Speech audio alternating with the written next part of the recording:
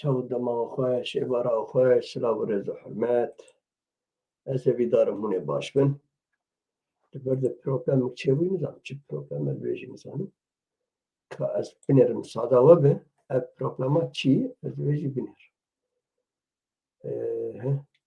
حالا که انترسانت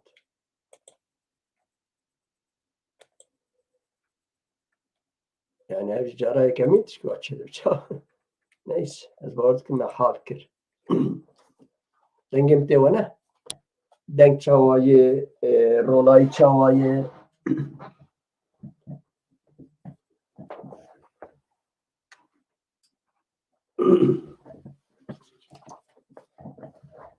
Çav dama hoş dubare, ebara hoş, selam rezu hürmet. Jiber bi Kurdî dibêjin, jiber şirikê çûn ber Mersîbê. Yani me got belkî ew qatil û kujer û dîktatör Beşar Esad em xelas bûn. Fakat em jî dinêrin îşît hat. İşit kê anî? İsrail û Amerîka û bi nav hevdûr Tirkiye û bi nav hevdûr anî xistin nav çavê me. Yani ez war difikirim. An jî rast dere ez jî nizanim. Me moste bi Tirkî baxit. Daha dizê Tirkî baxit. Yani hûn yek ser çavar hatin. Silav û rêz û hürmet. 1992 bu, 93 bu nizam çoğu. Ez çum televizyon ki. Ez çum televizyona, 96. Ve televizyona Kurdî nühve bu. Med TV. Ez çume, yeki İstanbul'e, ve çağıcı Amerika razı bu, Rodrigo digo Kürt teröristim. Terörist. İstanbul'e havalık beştar bu. Go Amerika bana terörist diyor.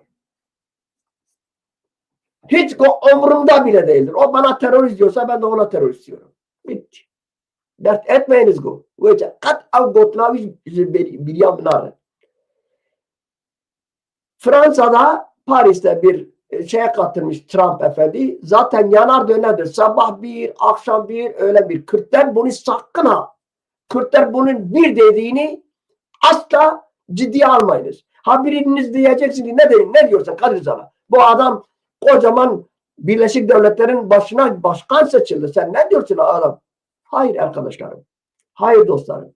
O bir semboldür. Biden de bir semboldür. Ve Amerika'nın tüm başkanları birer semboldurlar. Belki imzaları göğüste gerekir ama yerine Amerika öyle bir devlet ki Kennedy'yi havada öldüren bir devlettir.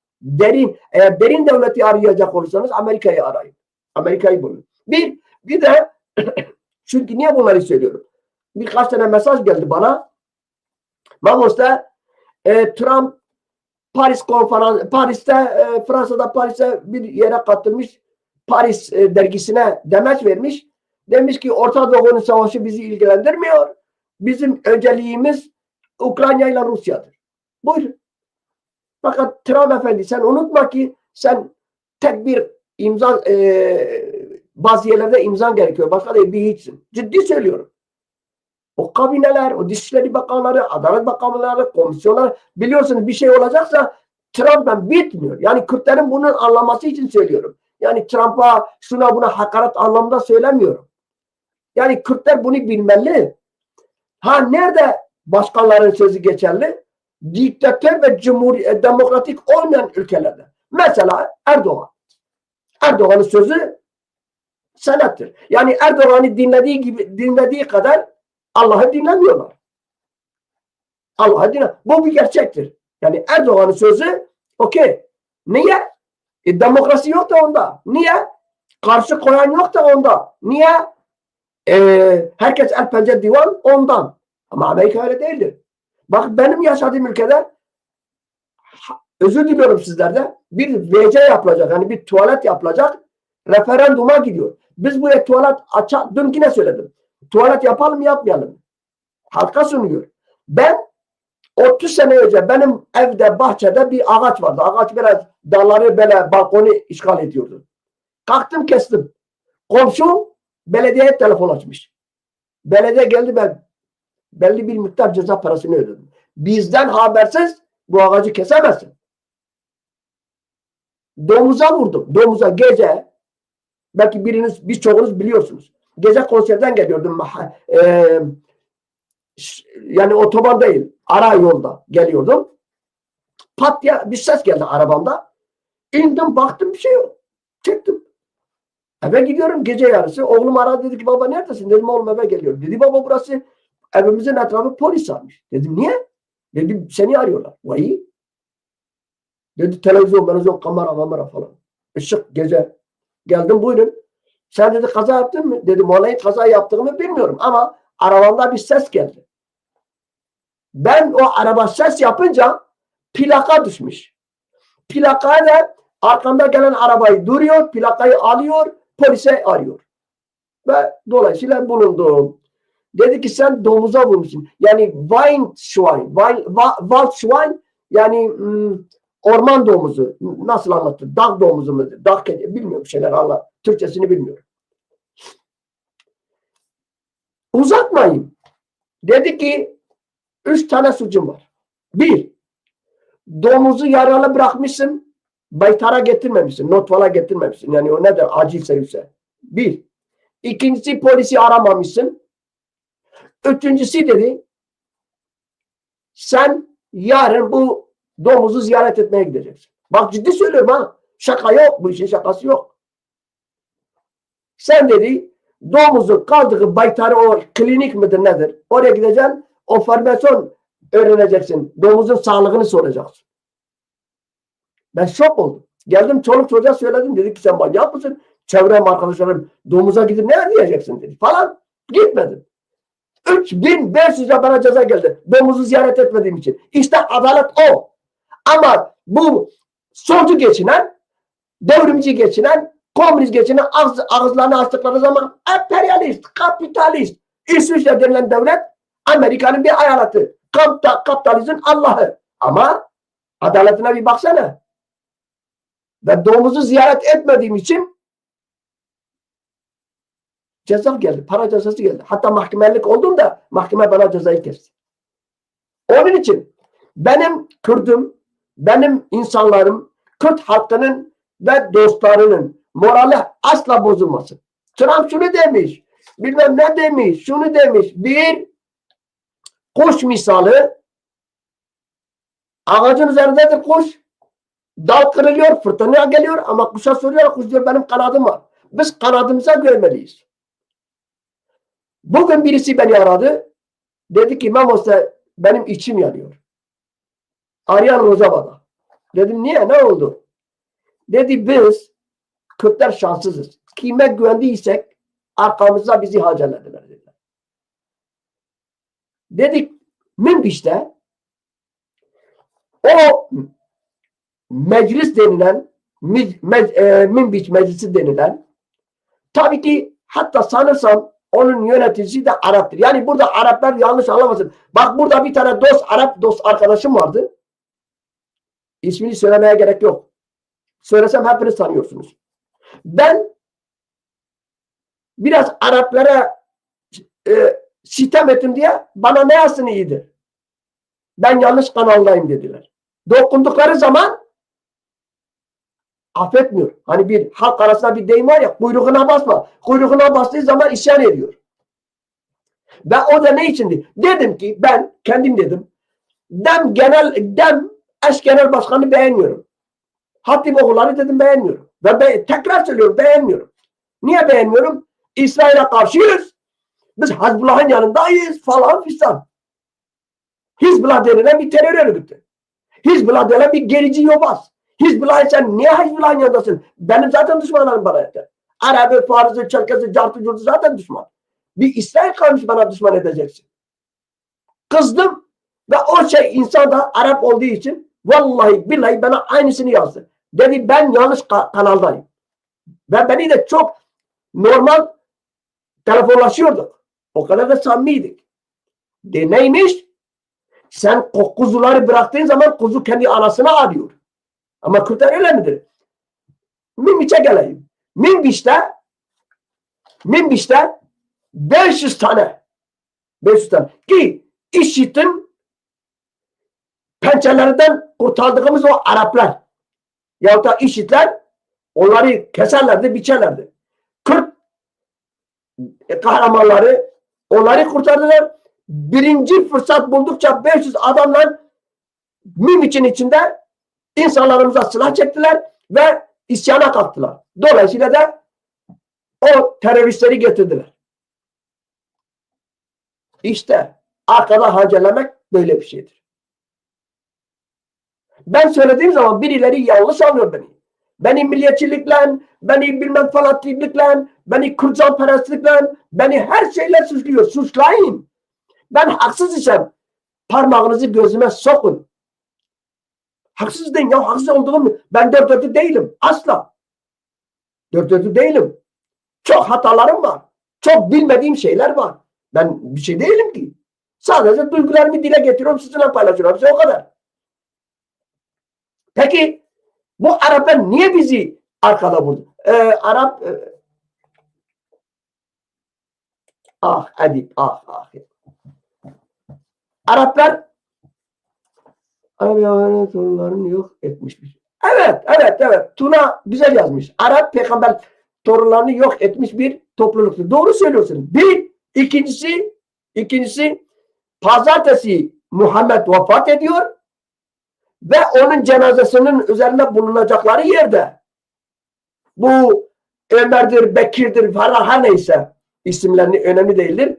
O ekip birleşiyor. Muhammed'in yerine kim geçecek?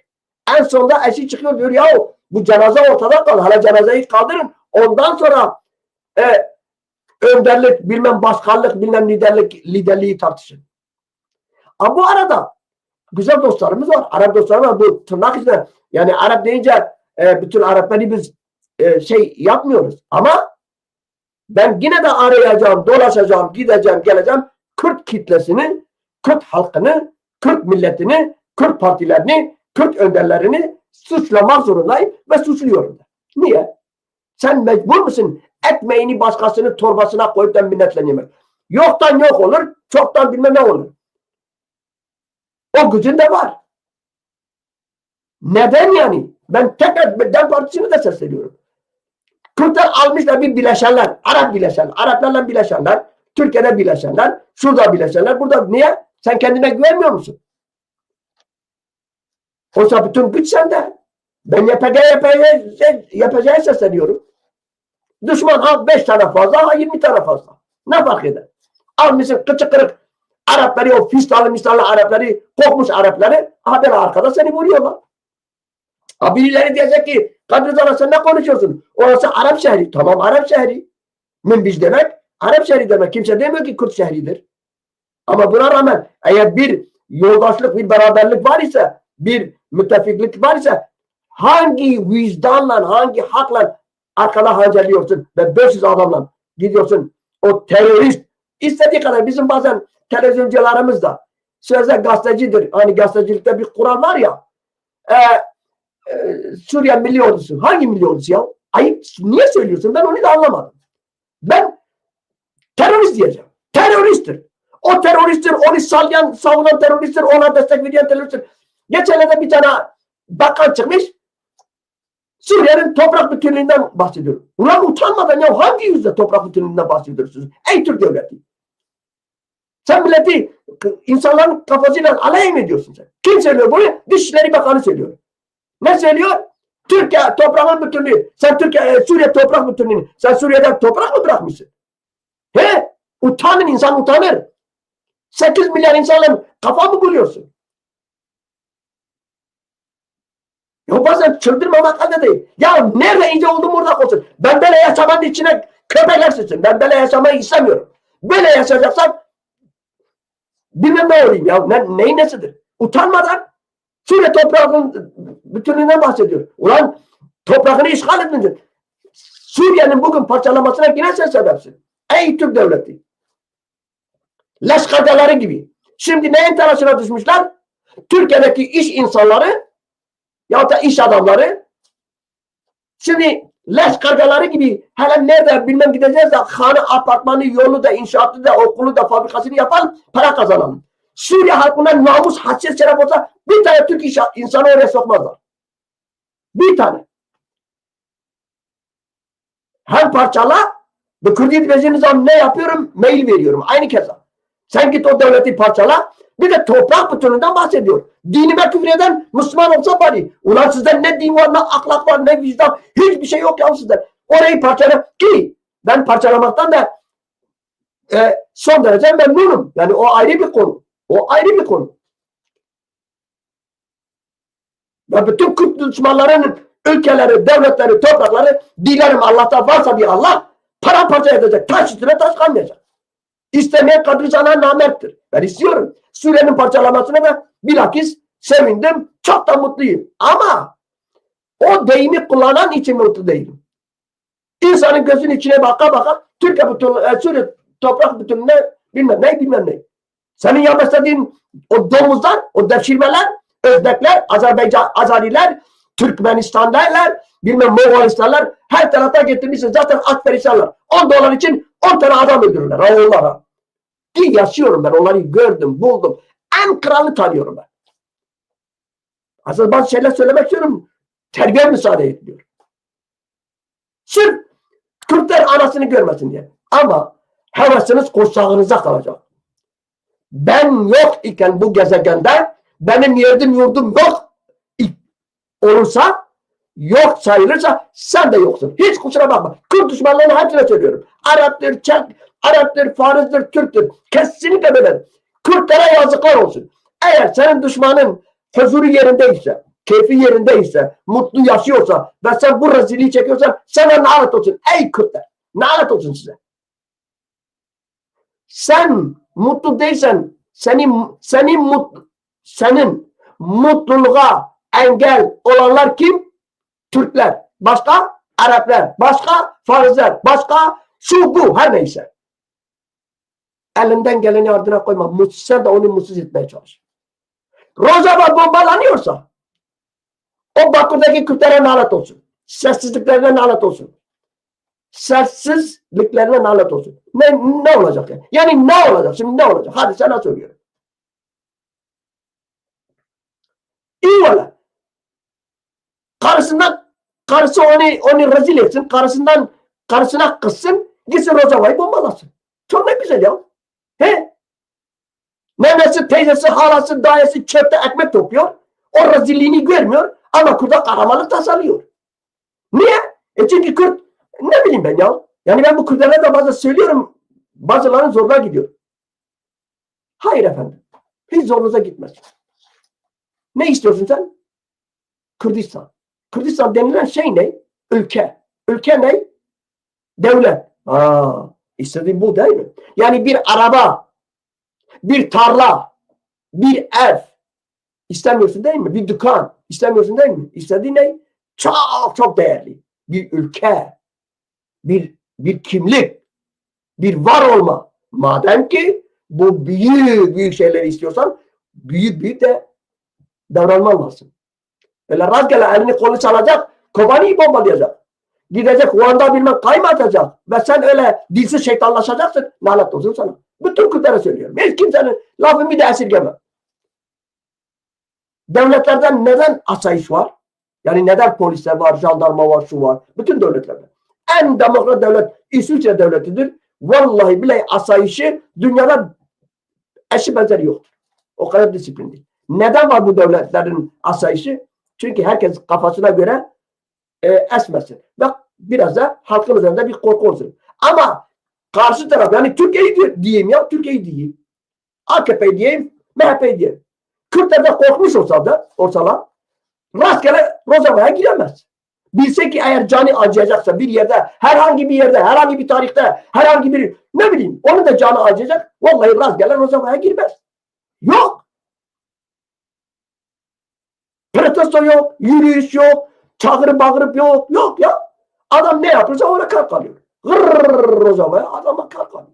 Rırrr bilmem Mardin'e hayır. Canım sıkıldı bu belediyeye kavim atayım. Tamam kimse diyemez. Bir tane muhalefet var. Muhalefet midir? Dost mudur? Düşman mıdır? Belli değil. Muhalefet midir? İktidar mıdır? Belli değil.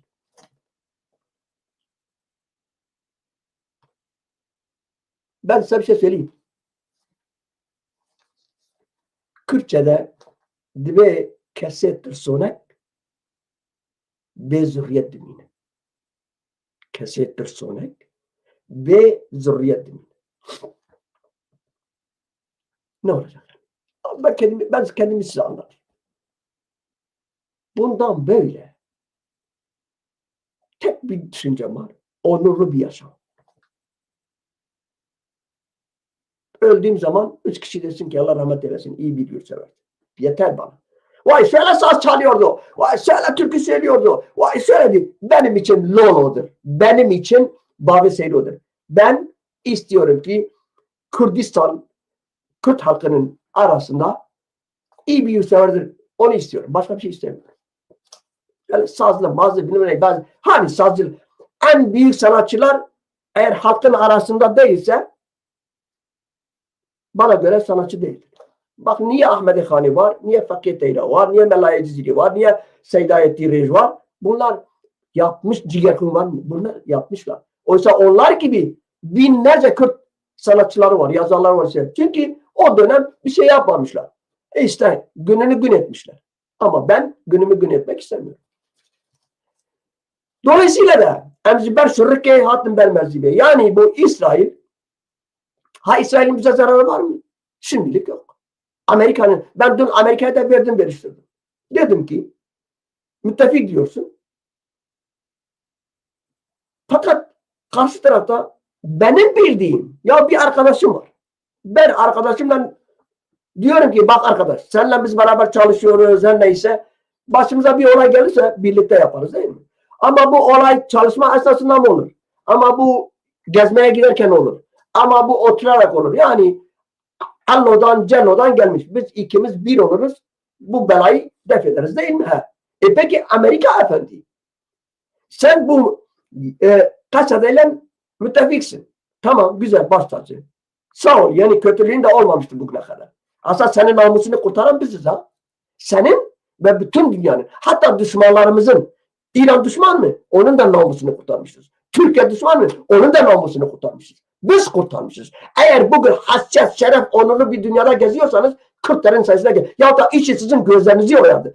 İşi sizi gece yataklarınıza alırlardı. Gece yataklarınıza alırdı. Karınızın koynuna sizi alırlardı.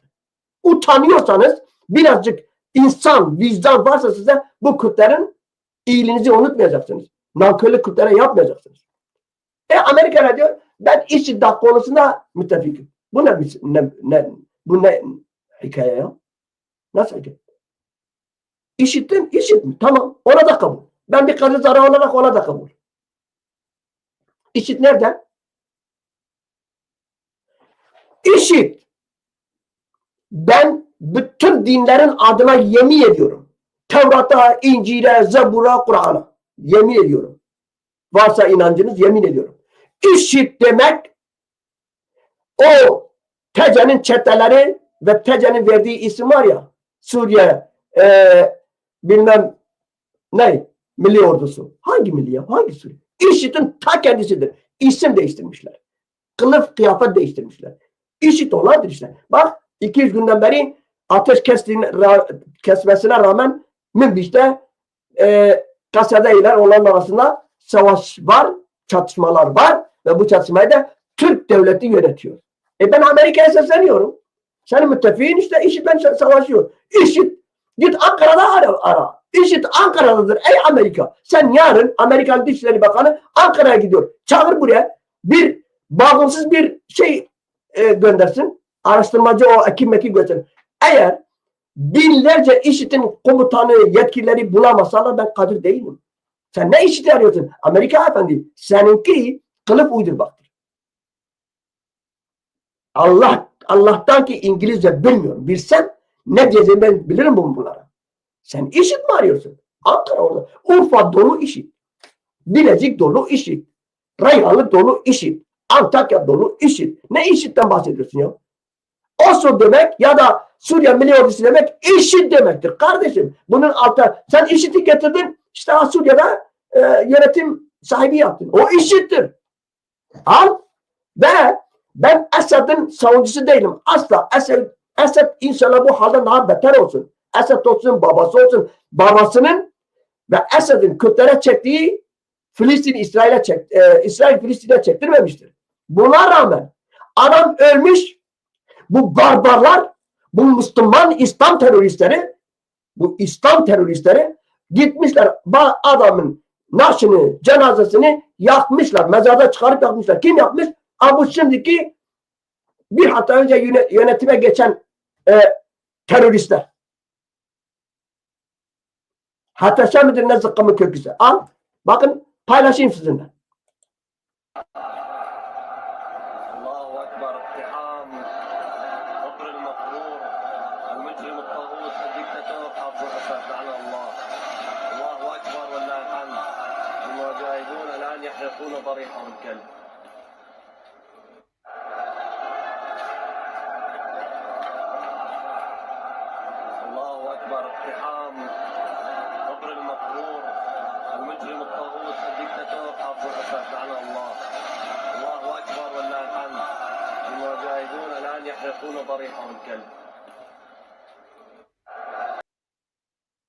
Hadi bakın. Ölmüş ya. Yıllar önce ölmüş. Esad'a yani Beşar Esad'ın babası. Neydi ismi?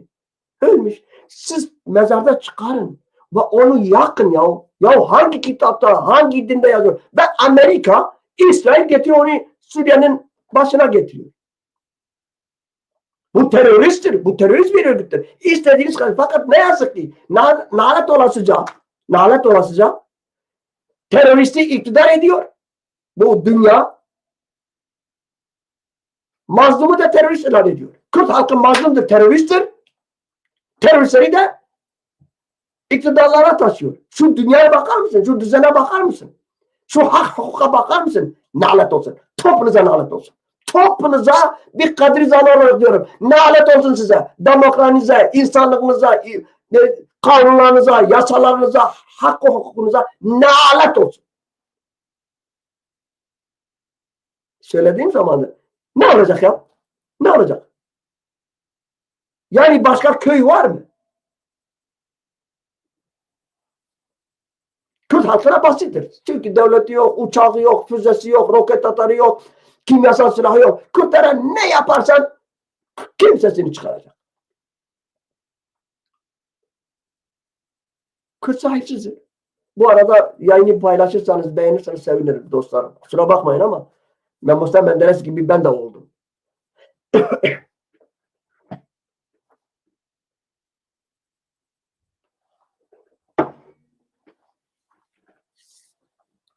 Adamı kaldırmış, çıkartmışlar mezarda, yakmışlar. Şu işe bakar mısın ya?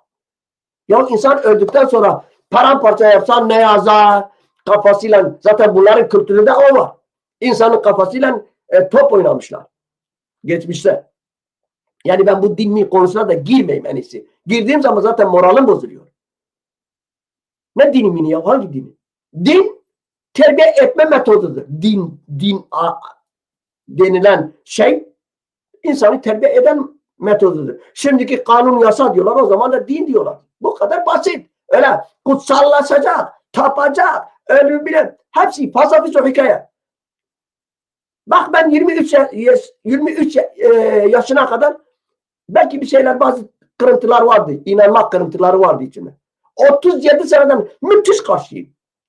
Bir günde hiç ne evliyaları, ne bilmem neler, ne bir kerametlerini gördüm. Tam tersine bu dünyada eğer birisi yaşamak istiyorsa desinler ki ben Kadir Zana gibi yaşamak istiyorum. O kadar da gülü gülistanlı yaşadım. Şimdi onlarla tartıştığım zaman mesela bazen kardeşlerimle tartışıyorum.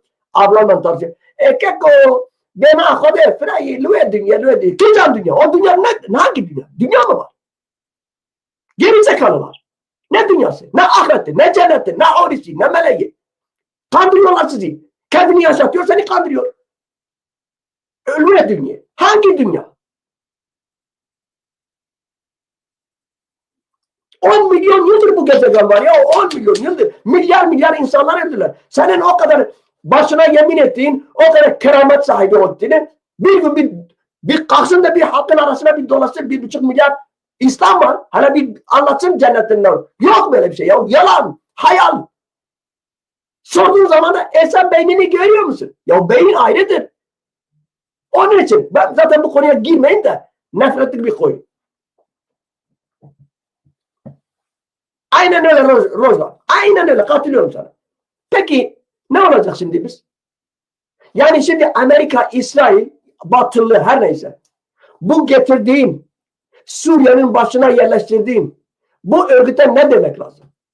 He? Türk Kürdünü sen yaladın mı? Sen Türk Kürdün sen yaladın. Niye? Bu adamın başına 10 milyon dolar ödül koymuş musun? He. Terörist listesinde midir? He. Örgüt olarak terörist listesinde midir? He. Ulan alçaklar. Alçaklar. Hangi hallen, hangi vaziyetten, hangi vasıfla, hangi sebeple onu getirdin? Şam'da iktidar yaptı. Allah belanızı versin. Allah Amerika'nın da, İsrail'in de, Batılı'nın da, Avrupa'nın da ben. Çünkü ikiyüzlüdürler. Bunu da Kürtlere şudur ha. Senin alternatifini getirmişim ha. Sen bana uymasan aha. Bunun hikayesi de o. Hikayesi de o. Ve bu Araplar bu terör örgütü HTŞ'e palazlasın, güçlesin, ilk fırsatta Kürtlere saldırır.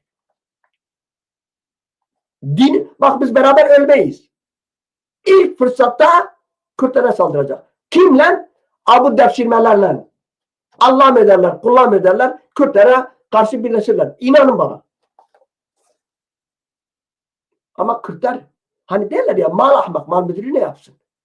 Ama Kürtler bir türlü birleşemiyor. Kürtler bir türlü yan yana gelemiyor. Ancak saçlarını boyatırlar, kıçını, mıçını boyatırlar. Bıyıklarını. Bir erkek saçını, bıyıkını niye boyatsın ya? He? Makyaja ne gerek var? Bir erkeksin sonuçta ya. Kelsen kelsin. Saçın yoksa yoktur. Beyazlarmışsa beyazdır. Yani senin öyle cilalı, milalı erkek misin sen? İşte. Hangi erkekten bahsettiğimi de siz daha iyi bilirsiniz. Daha bir peyam vermemiş. Tek bir korkudan peyam. Suriye'de bir savaş var. Bizim bölgemiz savaş alanı inşallah bilmem ne. O Berzani'nin açıklaması. Utanır insan ya.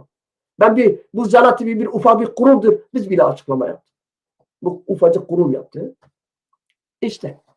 Hangi birini anlatacaksın? Bütün bu televizyonlarda, dijital televizyonlardan sesleniyorum. Böyle gazeteci ayakları. Bilmem şeyden çıkmayın. Hukukun dışına çıkmayın. Bilmem racona göre, kurala göre haber. Hayır efendim. Suriye Milli Ordusu diye bir olay yok. Terör var. Terörist var. Türkiye'nin beslediği, baktığı, desteklediği, mehdettiği peygamber de olsa o terörist. Türkiye tarafında Kadir Zana iyi bir adamdır. Türkiye desinler Kadir Zana iyidir. Bilmem. Bil ki ben bir teröristim. Bil ki ben ihanetin içine girmişim. Eğer Türk devleti beni meh ediyorsa bil ki ben ihanetin içine girmişim. 2 kere 2 4 hiç bunun lamucum yok. Ama ne yazık ki bizim hala Suriye Milli Ordusu soruyor. Sen diye benim evdeki torun da aha Suriye Milli Ordusu anlayacak. Zuha. O nedir zuha? O zuha. O nedir gözüm? Baksa ben peşin söyleyeyim. Tahmin edemeyecek kadar mütevazıyım. Tahmin edemeyecek kadar da çirkefleşirim. Sakın ha. Bu kanal benim programım. Ben bu kanalı söylemiyorum. Bu Zana TV söylüyor. Benim programım milliyetçi Kürtlerin programıdır. Troll'dur. Aynen. Troll o ha yazmış ya. Ben senin kaşmer. Ha siktir bir ya. Hiç muhatap bile olmayacak. Bu arada ben konuşurken Cihagir, Kemal dostlarım burada bir sürü dostlarım var. Trollları bana yazın lütfen. Hiç böyle eksik olsun. Hiç seyretmesinler bizi.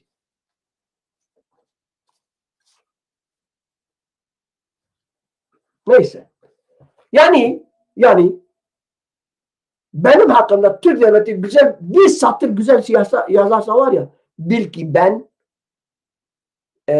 bir yanlıştayım. Hiç bunun lamucum yok. Hiç. Başka ne var? Adam hanımını dövmek istemiş.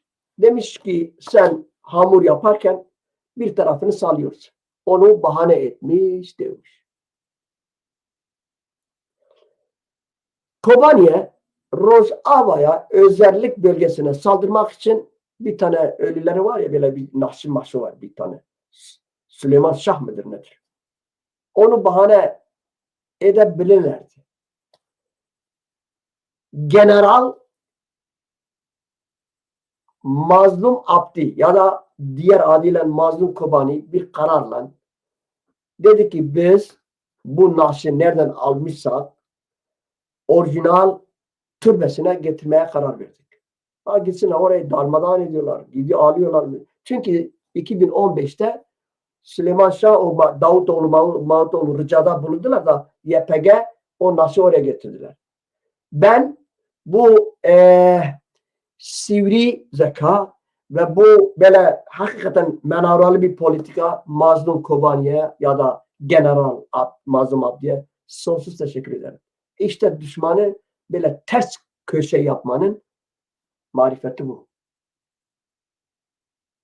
Mükemmel. O şeyi ortada kaldırdı. Bir, Münbiç olayını ateşkes ilan etti. Ve belli kısımlarda da güçlerini çekti. Niye? Araplar birbirini yesinler. Sereyke'yi uzuk ezemeş. O Münbiç zaten Kürt şehri de değildir. Bazen bizim insanlarımız mesela Kürt şehri mi değil mi? Evet, mesela Kürt şehri.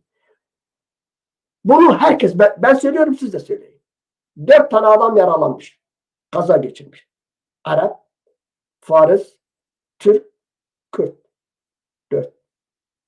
Kürt hafif burnu kanamış. Öbürleri ağır yaralı. Allah'ımı inkar edeyim. Ben o Kürt'ü alıp hastaneye götüreceğim. Burnu kanamış. Ayakta bir şey olmamış.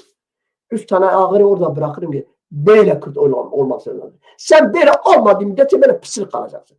Ülkesiz kalacaksın. Kimisi, bu bir fanatik, milliyetçilik değildir. Her dünyanın kuralı, insanın doğasında bu vardır. Bu var. Ya ben insanım, bende bir vicdan var. Hasıktır ya, ne vicdan? Hangi vicdanla bahsediyorsun? Vicdan mı? Vicdansa dünya vicdanlı olsun.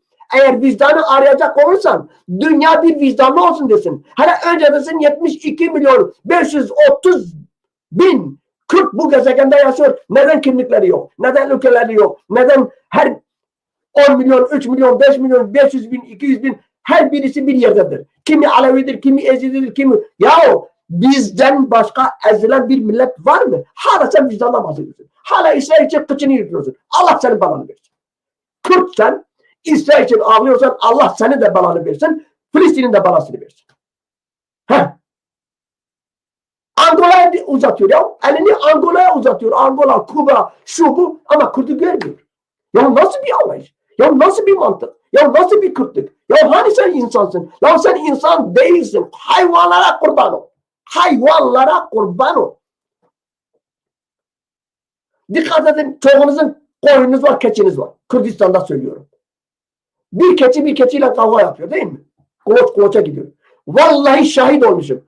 10 yaşında, 11 yaşında şahit olmuşum. Öbür keçi gidiyordu o koyuna karşı savaşıyor. Yani bir koyun bir keçi kavga yapıyorlardı. Öbür keçi ta ileride geliyor koşa koşa koyuna saldırıyor. Neyi? Hemcisini savunuyor. Keçi gibi, koyun gibi de olamıyoruz biz. Biz hala her birimiz onun için düşman da bizde faydalanıyor. Bizi birbirine bırakıyor. Şimdi Allah'tan rava mıdır? Berzani senin yanında yer alsın. Türk devletinin yanında yer alıyor. Allah'tan rava mıdır ya? Ya bırak PKK'yı. Ben PKK'yı geçtim. PKK hadi yok. Sıradan normalde 30 milyon, 35 milyon Kürt var. Utanmıyor musun sen o kendi 35 milyon kendi halindeki Kürt'ü? Zaten adamın derdi adama yeter. Ekmeği yok, suyu yok, evi yok, parkı yok, kimliği yok. Zaten köledir. Yetmiyormuş gibi senin düşmanla bir olup o Kürt'ü ezmene ne hakkın var? Ey Kure AP'min Berzani Efendi. Ben bunları söylediğim zaman Kadir Zana bize çatıyor. Kadir Zana bize laf söylüyor. Siz insanlığın ve Kürtlerin yüz karasısınız. Siz ölürseniz şart olsun. Şart olsun. Ben o gün hayatımda içki almamışım. Alkol kullanmıyorum. Müzisyen olduğum halde, sanatçı olduğum halde ve yıllarca da sarhoş eğlendirdim deyim yerindeyse. O gün birileri benim dediğimleri gebersin, ölsün. Ben o gün rakı içip saz çalacağım. Yeter ya. Yani bu kadar canımızı yaktılar. Senin ne işin var kardeşim? Sen özellik misin, federal misin, ne zıkkımın köpüysen? Yerinde otur işte. Senin Kürt'e saldırmanın ne anlamı var? Kürt'ün düşmanına destek verme. Zaten düşman ondan güçlü. Tankı var, topu var, küresel var, tostu var, etrafı var, devletler var, NATO'su var, Avrupa'sı var. Sen hala ne belanı arıyorsun? Hey, kim akıl? Bu haksızlık değil midir? Bu adilik değil midir? Bu alçaklık değil midir? Bir de birileri çıkıyor diyor, ya o da Yekiti için konuş. Hangi Yekiti? Yekiti mi kalmış?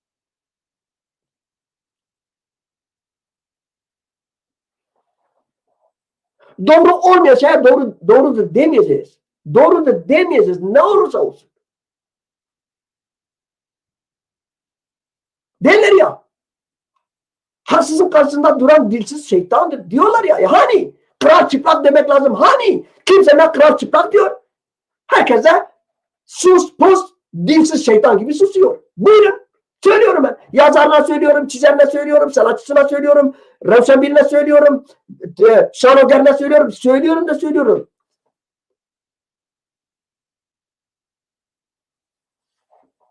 Herkes susmuş. Ya madem kardeşim ya Kürtlikten vazgeçeceksin. Normal diyor. Esad'a bak, Esad vazgeçti. Kaçtı? 135 milyar dolarla kaçtı. Tamam. Ya da bu işi adam gibi yapacaksın. Benim gibi sanatçı olan keşke gönül isterdi ki 100 tane böyle dijital televizyonda çıksın konuşsun.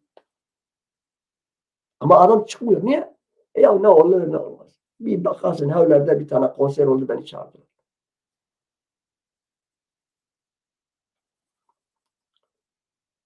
Hatta 100-200 aylık dolar alan o sistemde para alanları biliyorum. Yazın onlara bir tane ne derler? Pinik. Hani o kümesler var ya, hayvan kümesine biz pinik diyoruz sanırsam. Öyle bir yer vermişler. Yazın gidiyorlar. Orada tahtilini yapıyor. Kimisi onunla uyutulmuş. Benim bildiğim birilerine de bilmem kaç milyon doların değerinde arsa vermiş, villa vermiş. Sus pus. Peki ben desem ki kendini, hasiyetini, sanatını, kimliğini, kariyerini para karşılığında satıyorsun. Ey nokta.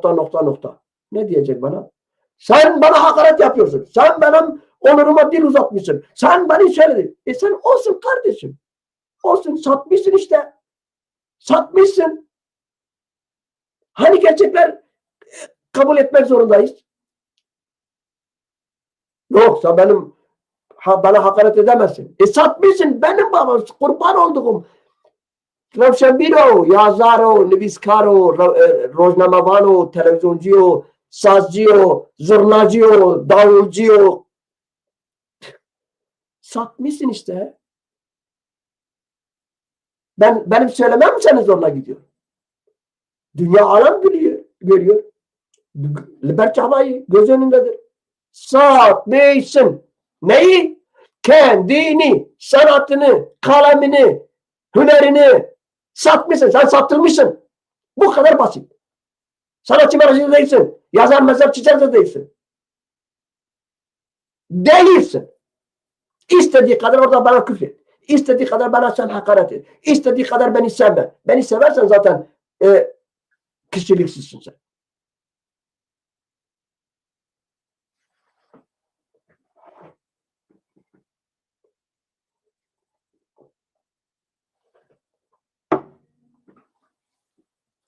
Geçenlerde bir bütçe için meclis Hakan, ne Hakan'dı ya bu Dışişleri Bakanı, konuşuyor, saldırıyor, Kürtlere saldırıyor. Rozavan'ın Kürtlerine saldırıyor, bilmem ne saldırıyor falan. Dem Partisi'nde de o Türk'ün ismi nedir? Bir tane Türk var. Bir bilmiyor. O da kalkıyor Kürtleri savunuyor. Düşündüm.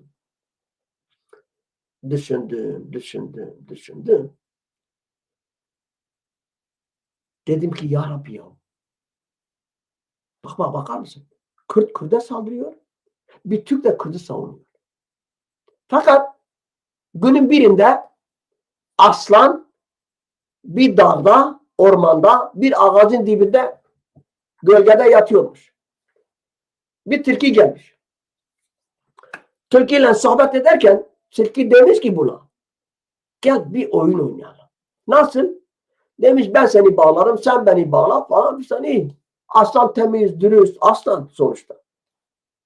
Aslan bunu bağlamış, oyun bitmiş, çözmüş onu. Sıra tilkiye gelmiş. Tilki bunu bağlamış. Aslan bekliyor ki onu çözsün. Aslan demiş ki çöz beni. Hayır demiş. Aman zaman hani oyun oynuyorduk, sen niye beni bırakmıyorsun falan. Valla demiş işine gelirse ben seni bağladım. Abi hatrette hadi eyvallah. Ya aslan demiş ki tamam kardeşim beni bağladın da bir ismini söyle, bir cismini söyle. Kimsin? Hangi ormanda yaşıyorsun? Nedir? Tilki demiş ki benim ismim Tro. Ya Tro kardeş demiş gel beni çöz Allah aşkına. Hayır demiş. Tro çözmeden gitmiş. Bak dinleyin burayı dostlarım. Ciddi söylüyorum. Aslan bağlı orada beklemiş. Bir bakmış ki bir tilki daha gelmiş. Tilki onu görünce vay aslan kardeşim seni kim bu hale sokmuş? Bu neyin nesidir? Başına kim bu işi getirdi? Ya demiş hiç sorma. Hele sen beni bir çöz kardeşim ya.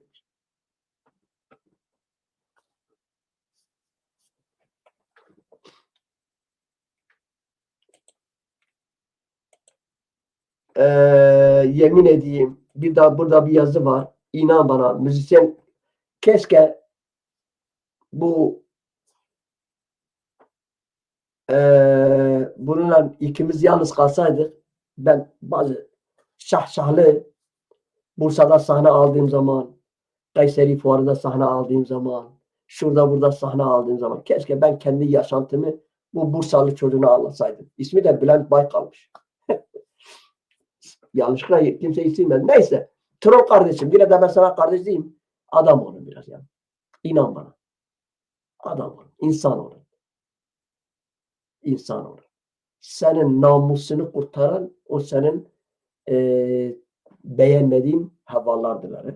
Senin babanın, amcanın, dedenin, sunalarının, ülkenin, Muhammed'in, Arapların, Müslümanların namusunuzu işitin ayaklarının altında çıkaran kahraman Kürt kızı, kahraman Kürt evladır. Saygılı ol, defol. Zaten ben seni de attım. Gelmeyin, ben size söyleyeyim.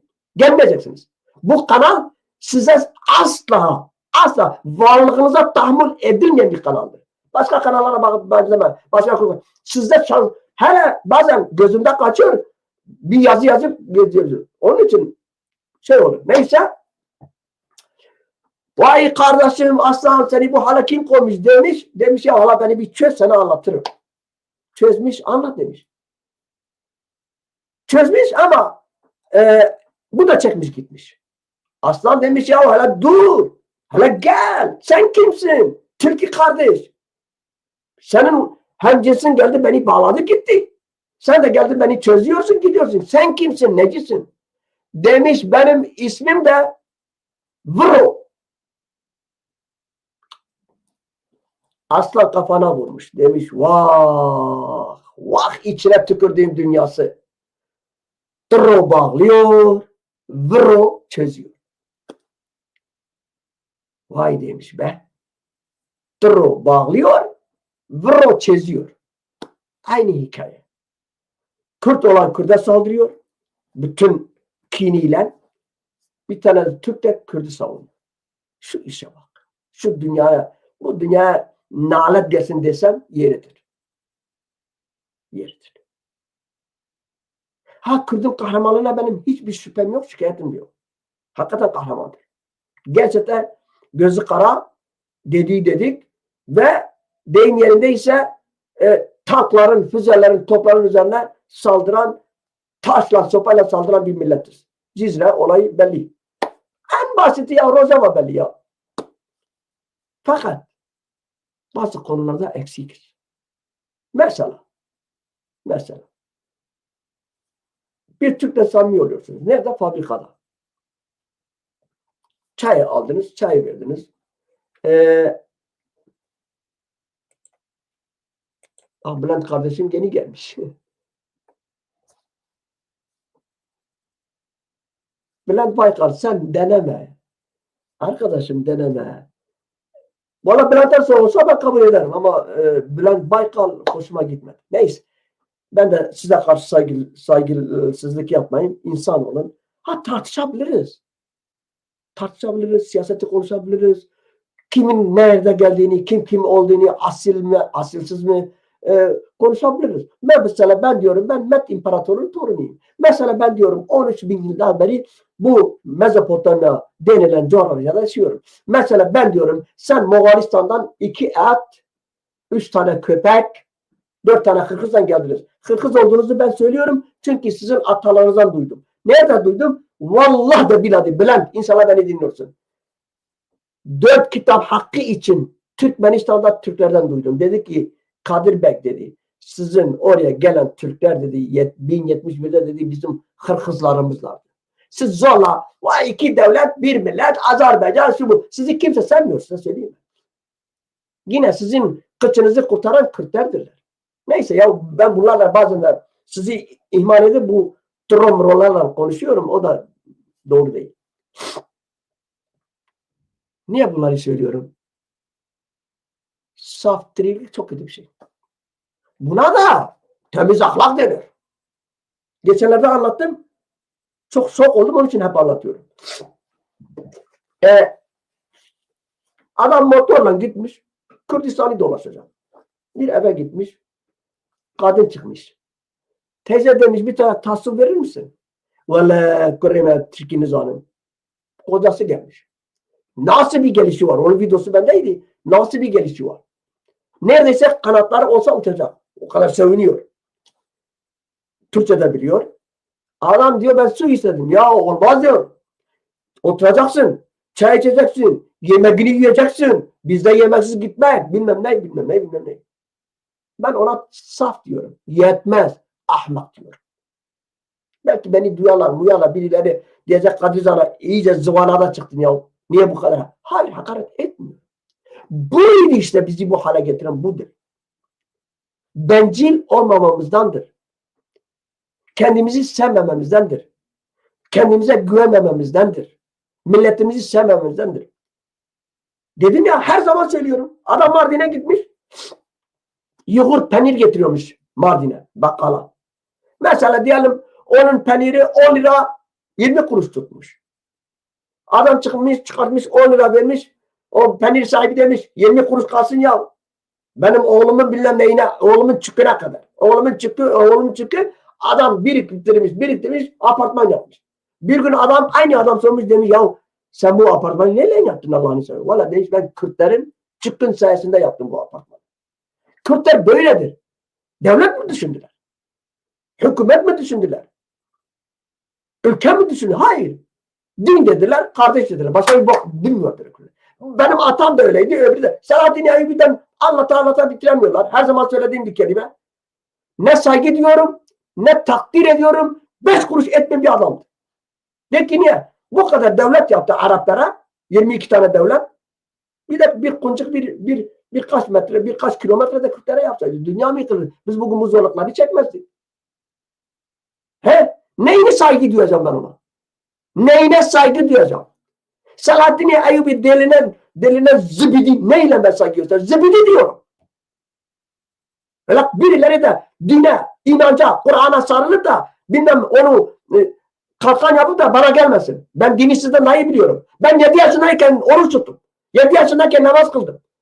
Dinin yüzünden ben 4 sene sürgün gezdim. Dinin yüzünden aç kaldım. Sokaklarda yattım. Bitlerle yaşadım.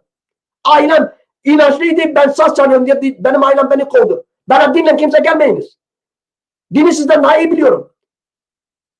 Muhammed'in hayatını okudum ben. Mekke Medine'nin savaşlarını okudum ben. Bu nasıl bittiyse insanları kesiyorlar. Bu nasıl bittiyse Mekke Medine sokakları oluk oluk kan akıyordu. Böyle din var. Allah katil midir? Terbiyesizlik yapmayın. Öyle dinle bana gelmeyiniz. Dini müthiş derece analizin edecek kadar şeye sahibim. Vay Selahattin Eyyubi ben karı. Selahattin Eyyubi kimdi ya? Ne yaptı? Ne yaptı din adına? Gitti bir sürü iş yaptı. He? Ne yaptı Selahattin Eyyubi? O kadar devlet kuracağına bir de Kürdistan birileriyle tartıştım. Ama o zaman şeriattı. Şeriatı batsın. Şeriat olsun. Bir Kürdistan kursaydı şeriat bir Kürdistan olurdu. Şimdi Kürt halkı diyecek ki şeriatten vazgeçiyoruz. Demokrasi. Yani fazla mal göz mü çıkarıyor? Hayır o değildi. İslam adına yapıyordu hepsi. Ben dediğim zaman din anamızı ağlatmış birileri çıkıyor. Bana bazen mesajlar geliyor. Havaya Kadriye biz seni çok seviyoruz. Bak. Nereden geliyorlar? Nereden bana geliyor? Bizzat bana ya. Bana Havaya Kadriye seni biz çok seviyoruz. Sen biraz bu dine fazla yükleme. Niye peki? Sebep? Doğru söylüyor muyum? Ya hava sen doğru söylüyorsun da. Ama benim bir komşum var. Seni de çok seviyor. Senin bütün programlarını yemin edeyim senin kliplerini hepsini dinliyor. Bak. Hatta dün böyle bir olay oldu. Onun için size anlatıyorum. Sen biraz alttan al. Bu ne biçim iş ya? Ben bir dava yürütüyorum. Ben bir ülke istiyorum. Alttan alta gitmek. Dolaylı gitmek. Olmaz. Sakıstı bundavi hiç olmaz. Neyse olsun. Din bana zarar veriyorsa veriyordur diyeceğim. Bu sağında din olsun. Bu elinde de ülken olsun. Bunun neyi kötü? Neyi kötüse söylüyorum. Allah rızası için. Ya yazın de ki lanet olsun Kadir sana. Sen yalansın. Sen ajitasyon yapıyorsun. Sen diye deyin ya. Bu eline dinini koy. İnancını, Aleviliğini koy. Ezidiliğini koy. Müslümanlığını koy. Ne koyarsan Yahudiliğine koy. Bu dine, bu el inancın için.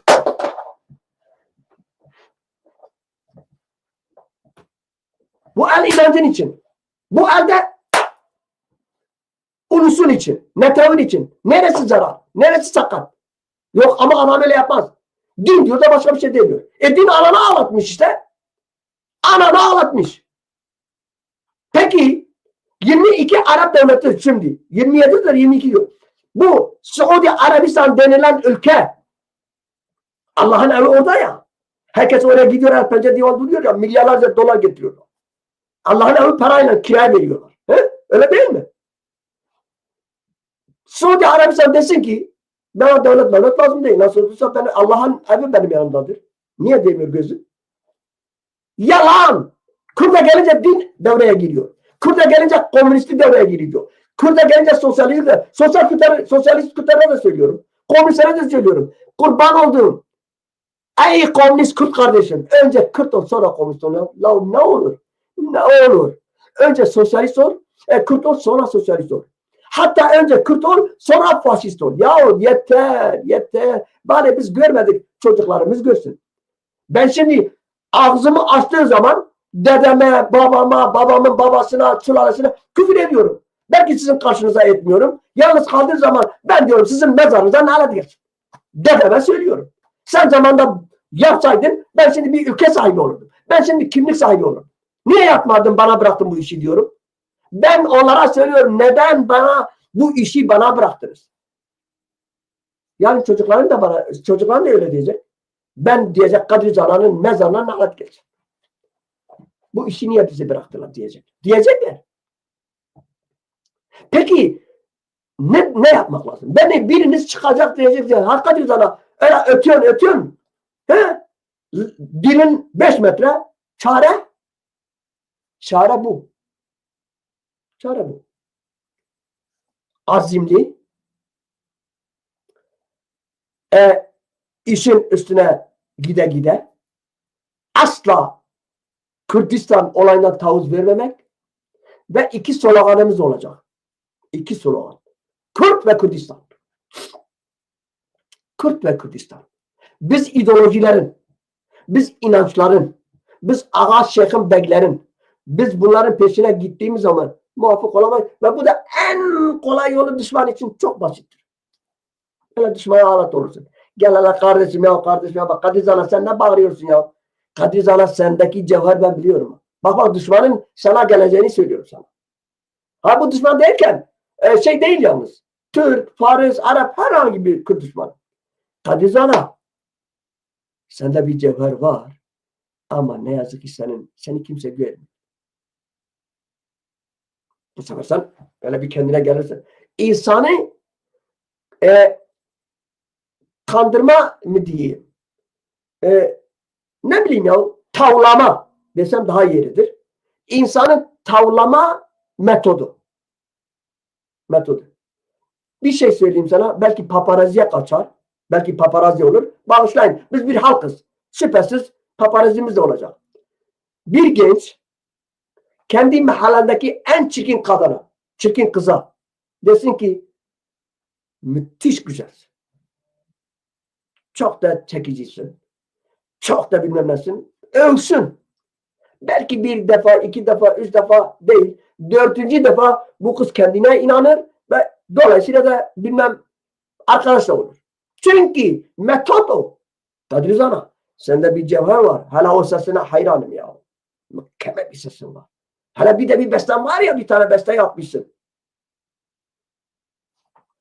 Tamam. Kadir Zana'nın pili mili biter. Metot bu. Ve yıllarca bunu yaptılar. Kürt kardeşim var ya bu Kürt kardeşim. Tankın, topun üzerine sür. Dünya gelsin. Dünya buraya gelsin. Benim kardeşim, Kürt kardeşim of demez. Ondan sonra Kürt de işte birbirlerinin işte kabarır koltukları. Derneklerine alırlar önce. Camilerine alırlar. Benim Kürt kardeşim bir azan okuyor. Bir sesi var. Mükemmel bir sesi var. Vallahi ben şimdiye kadar gördüğüm en güzel ezanı okuyan kardeşimdir. Bunu bana da söyledi. Ben onun için söylüyorum size. Hatırlarsınız bilmem ama bir ara İbrahim Tatlıses, Mahsun Kırmızıgül, Süvan bile azanı okudular. Allahu Ekber falan. İşte metot o. Ama kimse bunun farkına da varmıyor. Önemli olan da odur ya. Çaktırmadan insanları morfinleştirmek. Çaktırmadan. Ya? O halde eğer çabuk lokma olacaksan girme bu işe ya. Ya ben diyorum vallahi billahi Arap'a karşı değilim, Türkiye karşı değilim, Roman'a karşı değilim, Çingene'ye karşı değilim. Billahi değilim. Ama diyorum ki kurban olduklarım. Yahu DEM partililere söylüyorum. Bileşenlere söylüyorum. Ya Allah rızası için 3 tane Ergenekon içinize girmiş sizi fırıldak gibi parmağınızla oynatıyor. Birileri beni dinleyecek diyecek hadi orada be. Nasıl? Nerede bizimle oynadılar? Oynamak nasıl bir şeydir? Altta temeli yıkmak değil midir? Oynamak odur. Ve adam çıktı dedi ki ben 20 milletvekili istiyorum. Kim dedi? O işçi partisi bilmem neyi. Vermediler. Hele ki vermediler. Sonuçta adam 3 mü 4 mü milletvekili aldı. Zaten oydu. O bir kadındı. 2 tane de onlar. 3 bir tane de hapiste. Ve İstanbul'da miting yaparken o işçi partisinin neydi ismi? O sırık adamın ismi. Unuttum. Onu çıkarıyorlar. Sanki Kürtlerde mitingde konuşacak adam yok. Herkes dilsiz, lal, kör, sağır. İşte bu dizgini onun eline vermektir. Ben bir insan olarak, bir Kürt olarak kabul etmem. Bileşenler tarafından bir Kürdistan kurulursa vallahi billahi Kürdistan'a gitmem. Şart olsun gitmem. Bileşenler o. Şu anda bileşenler kimse var 3-5 kişi. Desinler ki bir tane Kürdistan kurulmuşuz ama başkanı, başbakanı, yöneticisi falan bileşenlerdedir. Gidersen namerdim. En adi insan gitme.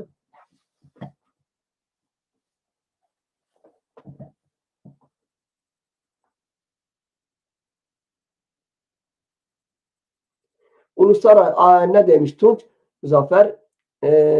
İsrail Antlaşmayı ihlal etti, ceza alması gerekirken görmezden geliyor uluslararası mahkeme. Ya şimdi siz inanıyor musunuz dünyada bir hak hukukun var olduğuna inanıyor musunuz? Ben inanmıyorum. İnanmıyorum. Güçlüysen haklısın. Güçlüysen haklısın. Güçlüysen demokrasi var. Mesela Amerika'da o sağlık sigortası yok diye. Herkeste yok. Mesela İsviçre'de herkeste olması lazım. Olmadı mı olmaz. Senin sağlık sigortan olacak. Ama Amerika'da yok. Zengininki var, fakirinki sokakta ölüyor. Ama hiç Amerika deyince de senin aklına demokrasi geliyor. Değil mi? Oysa Amerika'da demokrasi yok. Güç var. Güç. Güç. Güçten düştün mü demokrasi de yerle bir oluyor. Onun için hukuk, adalet, lehe, Hollanda, Dünya Mahkemesi, liderler, abur cubur. Fa, sa, fi, so. Ama ne yazık ki Kürtler hep bunu umut ettiler. Avrupa bilmiyorlar mı? 200 devlet dünyada bilmiyorlar Kürtlerin 70 milyon olduğunu, ülkesiz olduklarını, haksızlık yapıldığını, dörtte bölündüğünü, parçalandığını, Lozan ucubesi, zibidisi bilmiyor mu? Lozan'da Birleşmiş Milletler var. Bizim ne kadar öldüğümüzü, zindanlardan yaptığımızı, Selahattin Demirtaş'ın Öcalan işte 25 yılını doldurmuş normal kanunlara göre, Türkiye kanununa bile göre dışarıda olması lazım. Hani hak, hani hukuk, hani adalet? Düşmüşse canı cehenneme derler. Yalan. Benim en fazla kızdığım bizden başka da kimse uymuyor bu işlere ha. Bak PKK savaşıyor, Cenevre kurallara göre savaşıyor. Emin ol buna. Oysa Türk devleti ne yapıyor? Köpeğin sırtına bombayı bağlıyor, gönderiyor. Ne yapıyor? İnsansız hava araçlarını kullanıyor. Başka kimyasal kullanıyor. Başka her türlü şey. Ve dünya bir gün demiyor ki ulan Cenevre Savaş Sözleşmesi'ni ihlal ediyorsun. Kimse çağırdın diyor. Peki en basiti Suriye'de ne işin var? Suriye'de ne işin var? Birileri için belki trollar varsa burada o da diyecek ki Amerika'nın ne işi var? Amerika herhangi bir toprak işgal etmemiştir. Amerika Kasede'nin ya da Kürtler coğrafyasında 3-5 tane yerlerini bilmem ne olmuyor ama işgal etme. Sen toprak işgal etmişsin. O halde sen nesin? İşgalcisin. İşgalci ne demek? Aşkıyasın. Aşkıyasının modern ismi ne demek? Teröristsin. Bir de kalkıyorsun utanmadan, sıkılmadan dünyanın gözüne baka baka Suriye'nin toprak bütünlüğünü savunuyorsun. Ve kalkacak Amerika efendi Türkiye'yi bilmem ne edecek. Bilmem Avrupa. Ya bir kelime söyleyeceğim bu Avrupa için. Yemin edeyim zor kendimi tutuyorum. Zor kendimi tutuyorum.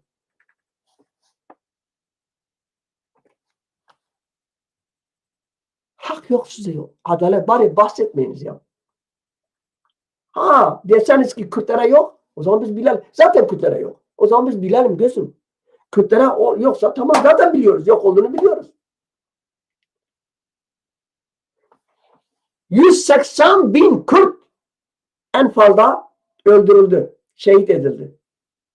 O katil mezarına nalet gelsin Saddam. Yetmedi. Dünya sesini yetmedi. En sonunda Halepçe 5 ile 8 bin arasında Halepçe yaşandı. Artık utancından artık bir şeyden gittiler oraya bir şey yaptılar. Yani illa Rojava'da, Bakur'da, şurada burada 200 bin tane Kürt ölsün diye mi? Onlar da mı ölsün? Ancak böyle mi göreceksiniz Kürt'ü? Ama ben Kürt'e seslenmek istiyorum. Bu kadar kurban vereceğinize onlar sizi imha etmeden, kimyasal atmadan bence 180 bin tane kişi el ele tutun. Herhangi bir yerde kendinizi imha edin. Beraberinizde de siz 180 bin kişisiniz. Beraberinizde de 100 bin kişi getirin. Vallahi benim öyle bir önerim var. Beklemeyin. Onlar size kimyasal silah atsın diye beklemeyin. Ki yapacaklar. İran yapar vallahi. Türkiye yapar. Araplar bu IŞİD teröristleri yapar. Bunlar IŞİD'diler. Bunlar asla ve asla IŞİD'in dışında bir olay değildiler. Bir ölü adamın ölmüş yıllar önce gidin cenazesini çıkarın yakın. Yani ben insani bakımdan bakıyorum. Oysa adama acıdığından dolayı değil.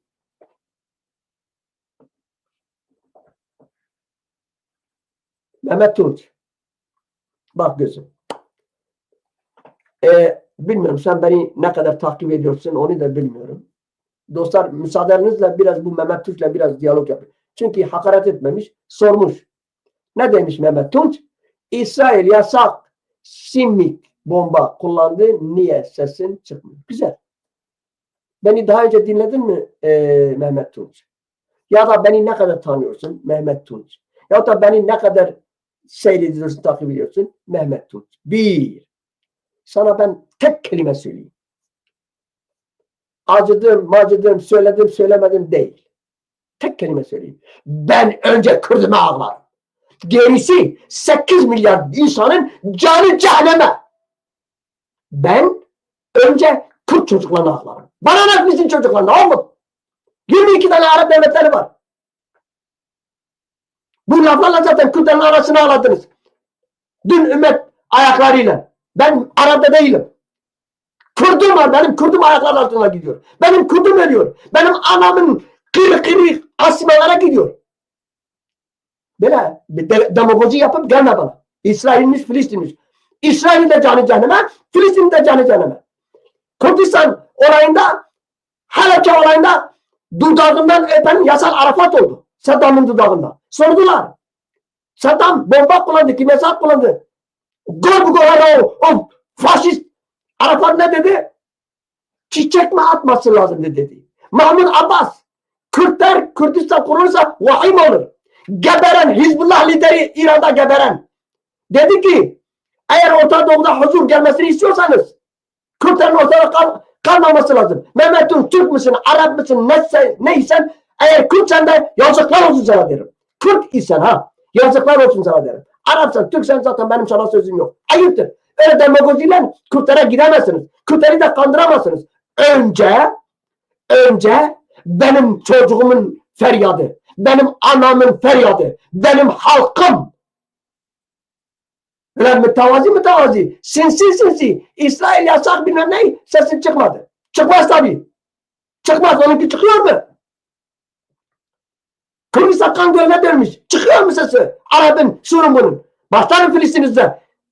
Biri karpuz olsun, biri bıçak olsun. İnşallah İsrail Filistin'i bitirir, Filistin İsrail'i bitirir. Bana ne? Ben kendi derdime düşmüşüm. Yeterince kadar Kürtleri kaldırmışsınız. Yeterince kadar sokaklara döküyorsunuz Kürtleri. Yeterince kahrolsun İsrail diyorsunuz. Yeterince kadar bize İsrail'i düşman ettiniz. Bu sisi politikalarınıza. Gidin. Karşınıza böyle saptırık bir Kürt'ü bulmuş. İsrail böyle yapın da sen sesin çıktı. Niye sesim çıksın? Neden sesim çıksın? Ha Ali Hoca, ha Hoca Ali. Ha Hasan, ha Hans. Al birini, vur ötekine. Dinledin beni. İnşallah dinlemişsindir. Kürt ise de yazıklar olsun. Kürt halkı bu kadar ezilken sen hala Filistin'in kıçını tutuyorsun.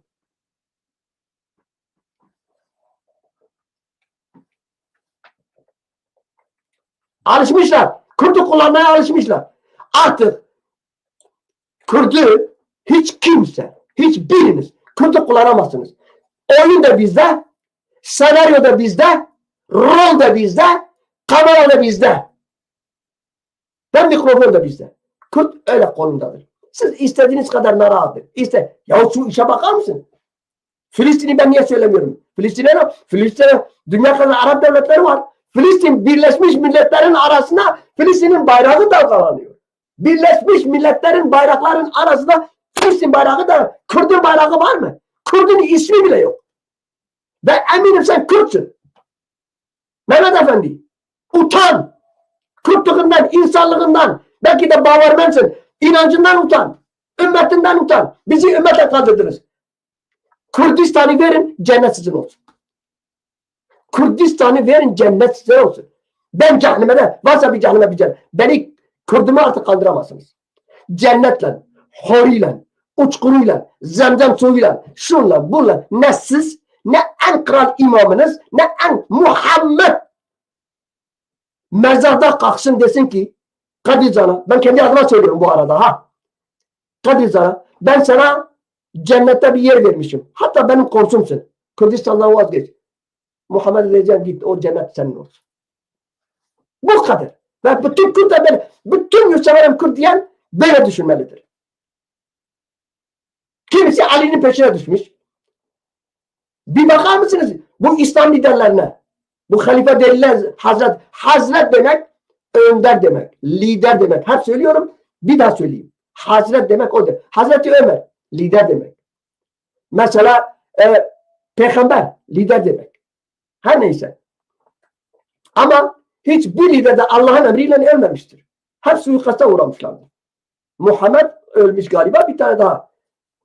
Bir ideolojiydi, bir kanundu o zaman. Muhammed bana birisi desin ki hiç Muhammed'in güzellikleri yok muydu? İyilikleri yok muydu? Yahut da insanlara iyilik tarafı yok muydu? Vardı. Şüphesiz vardı. Başta Muhammed şuvunu, yani erkekle yatmayı kaldırdı. Arap'ta, İslam'da ilk erkekle yatıyordu. Hala da Müslümanlar dudak dudaklar yapıyorlar. Saddam, Arafat, bu İslam önderleri, Müslüman geceler erkek dudak dudaklar yapıyor. Bir. İkincisi ne yaptı? Domuzu yasakladı. Niye? Domuz ve şarabı. Niye yasakladı? Çünkü o Arap çöllerinde sıcak çok 50 derece, 60 derece ve bunlar domuz eti yiyip şarap içerken altına ediyorlardı, pislik yapıyorlardı, birbirine tecavüz ediyorlardı, pislikti. Dedi ki Allah Teala bunu yasak etmiş. Başka kokuda yanlarda geçirmiyorlardı. Dediler ki sen 5 vakit namaz kılacaksın. O niye dedi ya ruhniyat çaba. Avçma ego Xudalar tuğazı. Allah böyle istiyor. Allah'ın huzuruna temiz çıkmanız için. Amacı ne Muhammed'in? Amacı o küçük kırıklar, o kokmuşlar. Kıçını yıkasınlar. Ağzının kokusu yıkasınlar ki temiz olsunlar. Bu. Öbür taraf oruç. Oruç bir spordur. Her insan Müslüman olmasa bile senede bir ay 15 gün 20 gün aç kalması lazım. Bütün gün. Niye? Mide istirahat etsin. Niye? Mide temizlensin. Muhammed'in bu şeylerini ben takdir ediyorum. Ve sonuna kadar destekliyorum. Saygı da duyuyorum. Başka ne yapmış? Bir zeytinle Muhammed ordusu bir zeytinle dövmüş. Saçma. Yalan. Baştan sona kadar saçma. Bir zeytinle bir orduya. O siyah zeytinler var ya o. Bir hurmayla. Hurma onun için bilmem neyini. Her neyse. Yeter artık ya. Kürtlerin anasını ağlattınız. Bu cennet cehenneme adıyla ya. Can yazmış 2 askeri yaptı işi. Ya bunlar canavar, bunlar barbar ya. Fakat suç yine olan değil. Benim Kürt'üm suçu ya. Ya ben demiyorum vallahi billahi Müslümanın, Alevinin, Ezidinin, Suriyani'nin, Ermeninin, Yahudinin inancına karşıysam Allah benim belamı versin. Hiçbir inanca karşı değilim. Ve ben inandığım tek Allah'ım var. Ben Allah'a inanıyorum. Birileri şimdi çıkar der ki ateist, ben ateist değilim. Ben deistim. Deistin anlamı ne? Ben Muhammed'i kabul etmiyorum. Kabul etmem. Benim gibi 9 ay anasının karnında kaldı. Benim gibi evlendi. Benim gibi çoluk çocuk sahibi oldu. Benim gibi bilmem ne oldu. Benim gibi o adam ticaret yaptı en azından. İş insanıydı falan bir sana neyse. Onu hiç tartışmam bile. Fakat iş o taraf, o iş onunla kalmıyor. Ahmak Kürtler camiye giriyor. 10 lirası varsa 10 lirasını da caminin kumbarasına atıyor. Ben ona yanıyorum. Yeter ya. Alevisi gider bir Bektaşi. Bektaşi bir ya neyse nerede düştüm bu dinin işlerine ya.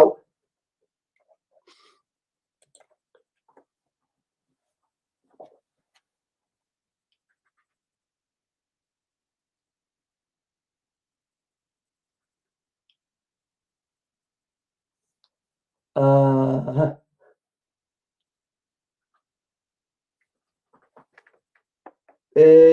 Can kendiniz dur bunları biraz okuyayım araştırın.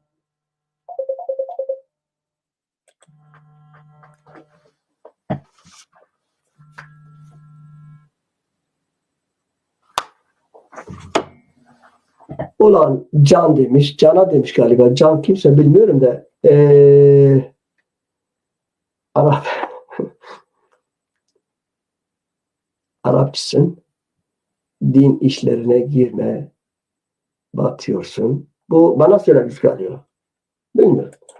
Ben eğer bana söylemiyorsan Can, bana söylemişsen kimsenin haddine düşmemiş. Din işine girme diye. Din ne ya? Dini ben yaratmışım. İnsanın kulum.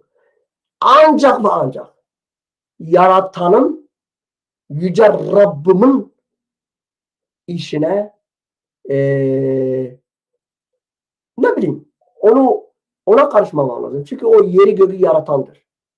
Ama o senin o inancın, o şeyhlerin, o bitki sakalların, tarikatçıların kim onlar ya? Öyle? Kimsenin de haddine değil. Ben karışırım. Varsa bir kerametleri beni lan etsin. Hadi bakayım. Beni kör etsin.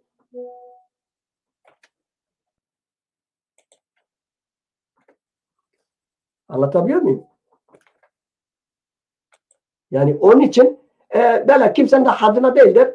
Böyle bana desin bilmem ne şuna karış, buna karışma deme lüksü sahip değildir. Ya bunu uçmak. Evet. Dur onu bir arayayım. Kusura bakmayın ya moderatör olmayınca da öyle oluyor. Aslında burada Çiğ Agili var. Onu moderatör yapmam lazım. Heh, gördüm onu. Evet o uçtu o arkadaş. Sizin dediğiniz o adam uçtu. Uçmadı. Bizde 2 tane taksi var.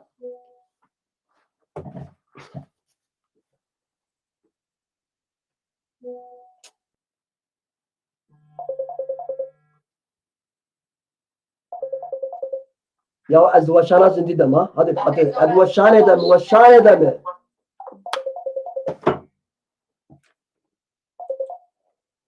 Bizde 2 tane taksi var. Böyle mütevazi olanları normal taksiyle gönderiyoruz. Normal olmayanları da biz it arabasıyla gönderiyoruz. Burası 40 kanalıdır. Burada asla trolara yeri yok. Şimdiye kadar 2 tane trolan diyebilirim samimi oldum. Birisi hiç ismini unutmam. Kemal Karan çok mütevazi yanaşıyor. Adam diyor ben faşistim. Yani ben MHP'liyim diyor. Ama diyor Kürtlerin hakkı haktır diyor. Böyle. O da mütevazi çerçevede tartışıyor. Ben de. Bir tanesi de ne Sinan Zengin miydi? Neydi? Dostlar biliyorlar. Onu da onunla da tartışıyorum. Ya bu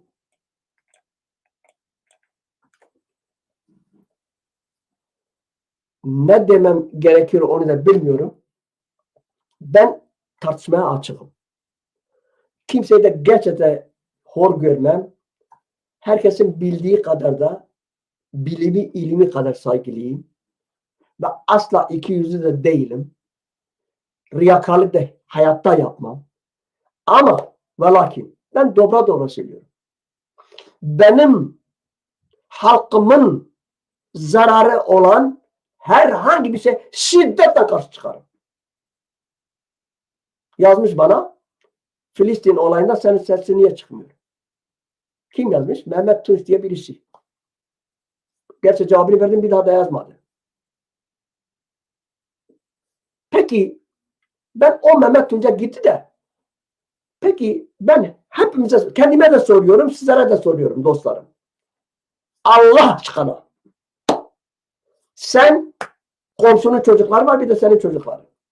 Hem senin komşunun çocuklarında hem senin çocuklarında ayakkabı yok. Çarşıya gittin 3-5 kuruşun var.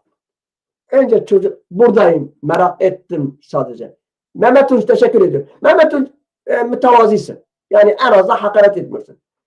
O zaman buradaysan saygı duyarım ve beni duy. Allah aşkına duy Mehmet. Beni duy. Hatta numaramı sana vereyim seninle görüşürüz. Mehmetcan sen çocukları var Allah bağışlasın. Varsa evliysen bilmem de varsa da Allah bağışlasın. Bir de komşuların çocukları var. Hatta kardeşin çocukları var. İkisinin de ayakkabıları yok. Sen önce oğluna mı ayakkabı alırsın Mehmetcan yoksa Kardeşinin oğluna mı? Senden ricam lütfen yaz ya. Kurban olayım sana. Mehmet Tün bekliyorum. Hangisine ayakkabı alırsın?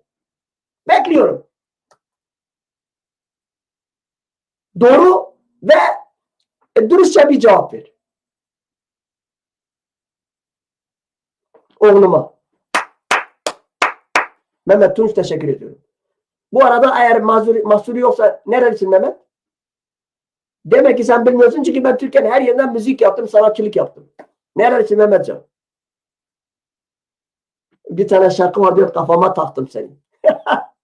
Baş tacısın. Ama mütevazisin. Fikrime karşı da kalsan, olsan da Kahramanmaraş. Ha, sağ ol. Ben Mardinliyim, İskenderun'da büyüdüm. Kahramanmaraş'ı da Pazarcığı, Narlı'yı, Sütlüköy'ü, Dibye'yi iyi biliyorum. Neyse. Niye diyorsun oğluma? Çünkü önce can, sonra cana. Ben asla ve asla Filistin çocukların ölmesine, ezilmesine, hele o çocukların o kadar ve İsrail'in yaptığını onaylamıyorum. Onlar ayrı bir yer. Ama bana desen ki bir ekmeğin var. O Filistin çocuklarına getir ver. Vallahi vermem. Billahi vermem. Çünkü Mardinlerin çocuklarına vereceğim. Yani senin burada gönlünü hoş edir de hani Türk solu gibi Kuba'ya, bilmem Çin'e, Angola'ya el uzatıyorlar ya. Oysa burnundaki kurdu görmüyor. Bu insan doğasında bu vardır. Ben önce kendi çocuklarıma, Kürt çocuklarına bakarım. Canım benim Mehmet. Ben teşekkür ediyorum. Geldiğin için belki ilk defa bu kanala geliyorsun. Kesin İskenderun Yıldırım Tepe'dedir. Evet, aynı öyle. Aynen öyle. Ve ben Mehmetcan hala seninle sohbet ediyorum. Bu kadar bir sürü insan var. Baş tacıdır hepsi. Mardinli olarak inançlı bir aileden gelme olarak 4 sene bak sana bir şey daha söyleyeyim. 2 gece İzmit'in garajında bir kamyonun altına yattım. 2 gece. Yer yoktu. Hiç anlatmama gerek yok. Karnımı doyurmak için lüks bir yere gittim. Restoranda dedim nasıl olsa ya dayak yerim ya bulaşık yıkarlar. 4 gün yemek yememişim. Gittim oturdum. Yemek yedim uzatmayın. Sonuçta geldim böyle ayaktayım. Kapının önünde bir masa var. Kimse de yani kaçamıyorsun. Zaten o kaçma yüreğim de yoktu da. Dedim patrona derdimi anlatacağım. Böyle elimi masaya koydum. Bu şekil. Dedim ki abi ancak dedi ki sigara. O zaman da Marlboro'lar vardı. İnşallah zamanım var sizi hassetmiyorum. Başımdaki geçen olayları size anlatıyorum. Sigarayı da aldım. Sigarayı da içiyorum o zaman. Çakmak da yaktı sağ olsun. Fakat güreşçi derken güreşçi hani güreşiyorlar ya Trakya bölgesinde şurada burada güreşçiler var ya. İzmit'te yani Sakarya dediğimiz İzmit'te baba yiğit insanlar yani böyle uzun boylu çok şey çıkıyor. Ben de 1.60 boyundayım. Şimdiki gibi cılızım 60 kilodayım böyle bir şey yani. Neyse tekrar dedim ki abi elimi de masaya koyuyorum yani abi ancak dedi ki kolonya hayda kolonya desin. Kendi kendime dedim ki bu kolonya sonra lazım olur ama bu sefer 3. defa fırsat vermeden dedim ki abi param yok. Bak Mehmet Allah inandırsın seni. Param yok deyince aramızda masa var. Adam bir elle aburamdan tuttu ve havaya kaldırdı. Zaten ayaklarım yerde kesildi. Çocuğum 16 yaşındayım. 2 sefer din dedi. Bu elle bir de bu tersine vurdu. Bugün ölmemişim bir hafta önce ölmüşüm yerdeyim. Tek duyduğu bir şey var. Bir tane garson dedi ki abi yapma ya dedi. Patrona söyledi. Benim dediğim maaşımdan kes çocuğun yediğini. Sonra yanıma geldi. Nerelisin dedi. Dedim ki ben Mardinliyim dedi. Ben de Diyarbakırlıyım. Recep Kaymak'ın amcasının olayım. Recep Kaymak. Nuri sesi güzel o zaman popüler sanatçılardı. Ve adam akşam aldı. Dedi ne iş yapıyorsun? Dedim ki abi sanatçıyım. Dedim diyorlar sesin güzel. Sazın var mı? Yok. Aldı beni getirdi bir pavyona bak. Bazılara diyorum. Bazıları diyor ki ya o kadar zaman niye söylüyorsun? Yaşadığımdan dolayı utanıyorsam namerdim. Yaşamışım ve para kazanmışım, ekmeğimi kazanmışım. Hayatımdan müziğin dışında başka bir iş yapmamışım. Pavyon sahibine dedi ki adam abi dedi bu benim hemşerim işte bilmem neyi kemiği senin etti ben böyle bir şey söyledi de. Dedi diyor ki ben sanatçıyım sesin güzeldir dedi diyor. Ben dedi sesini dinlememişim. yorumunu sildi şimdi. Bu diyor kimdi diyor, yorumunu kim silmiş bilmiyorum ki. Heavy. Adam bana saz aldı ve orada çalıştım. 4 sene çalıştım. Para kazandım. Birinci albümümü de o patron bana yardım etti. Birinci albümü de orada yaptım. Albümün ismi de Uzun İnce Bir Yoldayım. Bunları ne anlatıyorum? Çok çektik. Ve hala da yani kullanılıyor bu Kürtler desem bazı Kürtler bana kızarlar ya da zorlarına gider. Ben bir halk mı? Şimdi Mehmetcan hala buradasın galiba. İsviçre'de yaşıyorum. Şimdi bazı trollar var. Ah buralarda da olsa seni böyle kıtır kıtır kurşuna dizecekler derler. Yapsınlar ya. Ben bu saatten sonra yemin edeyim yaptığımı yapmışım, gördüğümü görmüşüm, yaşadığım şey benim umurumda bile olamaz. İsviçre gibi bir yerdeyim. Bir sürü kantondan ibaret. 4 tane resmi dili var. Fransızca, Romence, İtalyanca ve Almanca. Her bir kantona ayrı bir bayrağı var. Her bir kantonun bir başbakanı var. O başbakanlar senede bir yerde Berlin'de başkentleridir. Bütün Türkler biliyor. Burada bir sürü Türkler var. Burada bir aşırı savcı arkadaşlarım var. Savcılar. Benim savcı Sayan'ın olayında bir lafını bitiriyorum öbürüne geçiyorum.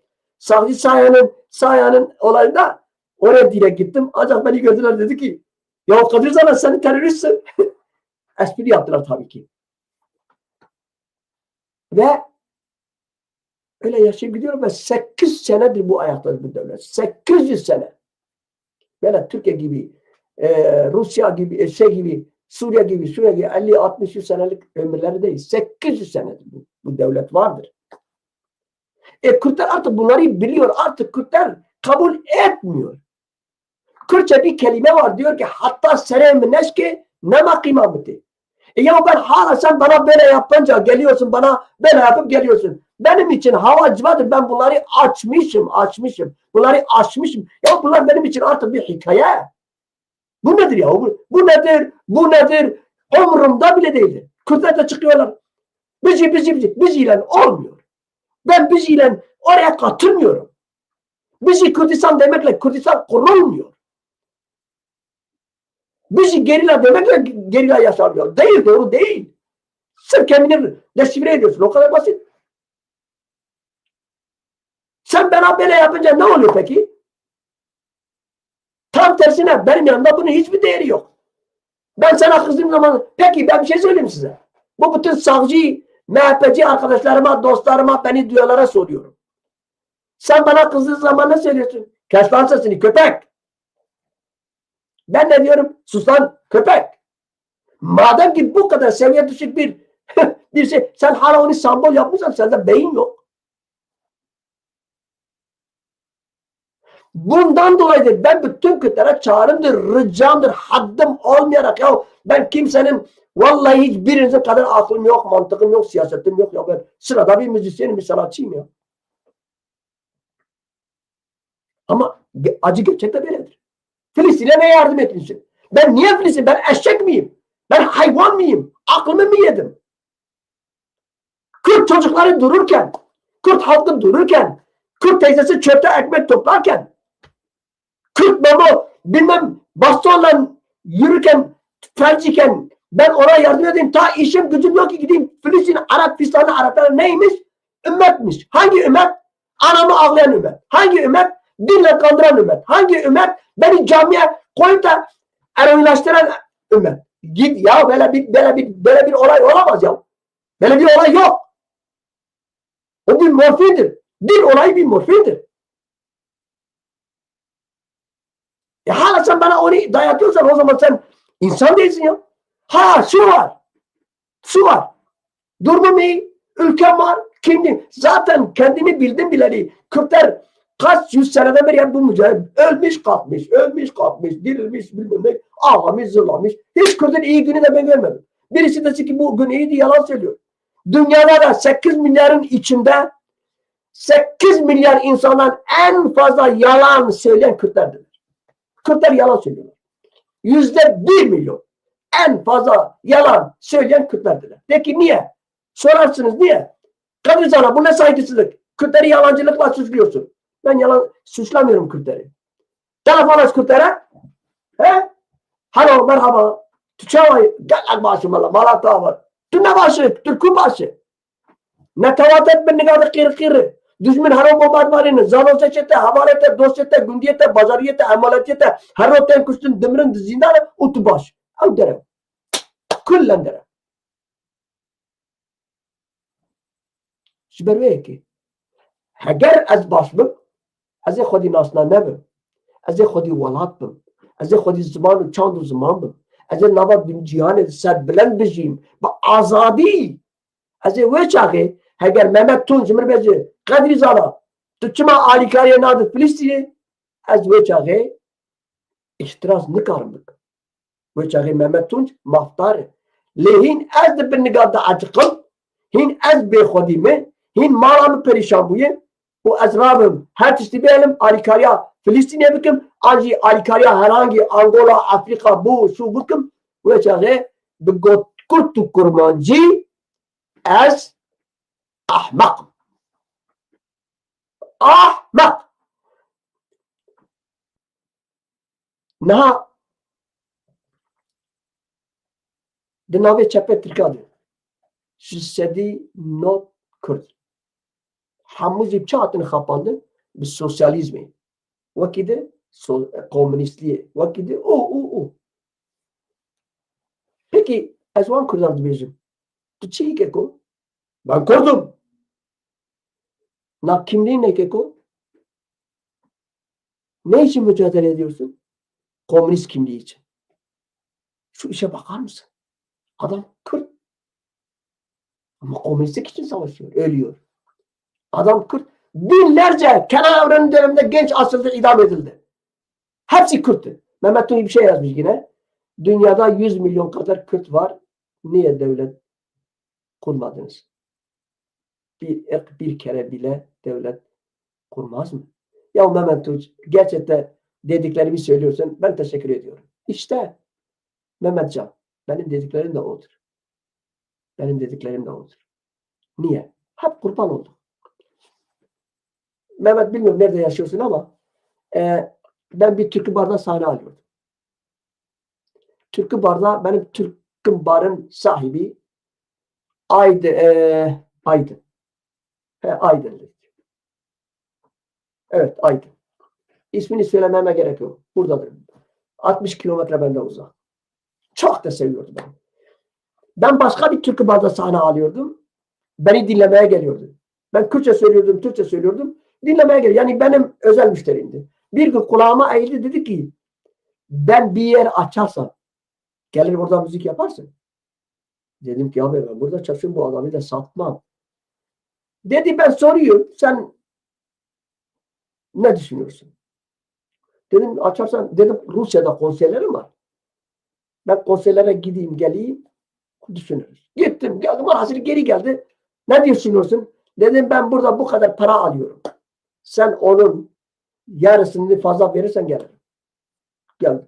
Dedim YouTube'a giriyor musun? Dedi he. Takip ediyorsun? He. Kimim? Bana demesin o zaman. Sen dedi milliyetçi bir Kürtsün. Aynen öyleyim dedi. Ama dedi beni bağlamıyor. Ben seni böyle olduğun gibi kabul ediyorum. Mehmet Sin demiş ya 100 milyonlar Kürt fazla var. O da aynısını bana söylüyor. Niye bunları söylüyor? Bak işte saygı duyarım. Mehmet'in düşüncelerine de saygı duyarım. Niye? Adam gerçekleri söylüyor. Yani benim gönlüme göre konuştuğu için değil. Hayır. Adam gerçeklere parmak basıyor. Onun için benim bütün isyanlarım da onun içindir. Ne olur? Kaldı ki günün birinde, zamanın birinde bir makale okumuştum. Makalede aynen bunu yazıyordu.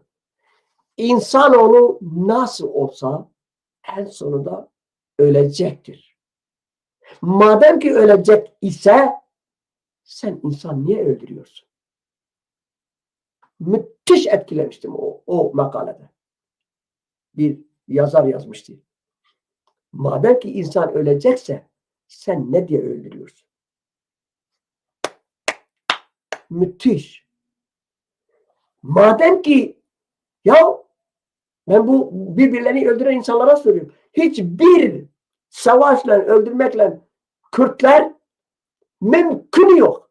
Türk insanını yani Türk ordusunu insan her neyse bitiremez. Mümkün değil. Türkler de Kürtleri bitiremez. Kürt katliamlarına baktığı zaman Türk devletinin Kemal'in, şunun bunun, Kemal Atatürk'ün, şunun bunun yaptığı katliamları 28-29 hatta 30 tane katliamlara baktığımız zaman milyonlarca Kürt öldürülmüş. Kürtler bitti mi? Yahudiler bitti mi? Hitler fırına atıyordu. Alman, Fransız 1 milyon insan birbirine öldürdü. Sonuç. Ne demek istiyorum? Savaşlarla, öldürmekle bitmiyor. Ve bütün savaşların sonu da barıştır. O halde neden? Bu kavga, bu savaş, bu ne için ya? Osman demiş niye gülüyorsun? Osman Diker çok değerli bir arkadaşımız Eyvi. Öylesine gülmüştür. Bir süre Osman bir açıkla hala niye güldü? Osman niye evrakasyoner terrakasyoner mina horte sergerme ve heşmendi kişi bike şerme. Ya sadat goti ev goti jmar. Mina horte sergerme ve heşmendi kısa bike. Nasadat. Tu galatı. Ev gotuna kısa carke ev tüneyi. Devoka Kurdi dayı. Eğer tu bixwazî bi Kurdî ji mir binivîsîne, eğer tu bixwazî bi Kurdî paqij bi mir biaxive, bêje biaxive. Wê hîn here Türk Yugoslavya gibi olmazsa kimse rahat olmaz.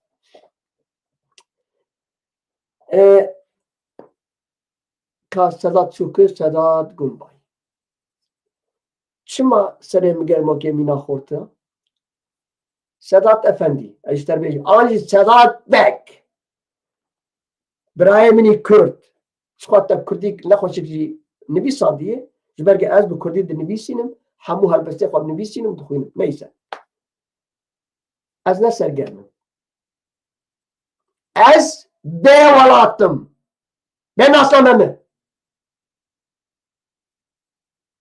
Ji ber birîna nala min e. Namusa min şelama min binîgê neyardı qîr qîrawiye. Tu ji min çi dibêje? Ez weke negamsarım. Bi Tirkî dibêje ya vurdum duymaz değilim sizin gibi. Siz vurdum duymazlardansınız. Sizin yanınızda üçüyle beşiyle aynıdır. Dur gitme. Bir itirazın varsa da yaz bana. Sedat Dumbay. Saygım var. Bak yazdığın için hakaret da etmemişsin. Eyvallah baş tacısın. Ama doğru teşhis koymamışsın. Tuvak horta ve cuvana serger mi? Yani sen cahillerin hatta gençlerin gibi sergen demek yani şeydir. Hani dengesizsin falan gibisine. Doğru konuş. Kabul etmem senin o dediklerini. Başka çeşit bana gel. Başka lafları söyle. Ve bütün Kürtler benim gibi olmalıdır. Hayat seremenes ki gerek kimamenay. 70 milyondur. Deyim yerindeyse Çingene gibiyiz biz. Her birimiz bir ülkenin kimliğini taşıyoruz. Bana sordu Kadızar'a sen kimsin? Bir sorsana. Sedat Efendi. Ne İsviçreliyim. Ne Türk'üm. Ne Kürt'üm. Hiçbir şey değilim. Bana bir tane pasaport vermişler. Ülkesizler pasaportu. Deyim yerinize Çingene pasaportu. Gururum yok mu? Gururu olan bir insan bunu kabul etmez. Gururlu bir insan bunu kabul etmez. 3-5 milyon değilim. 72 milyon 530 binim. 8 ay önce İsviçre Üniversitesi tarafından bu tasdiklenmiştir. Bu sayı.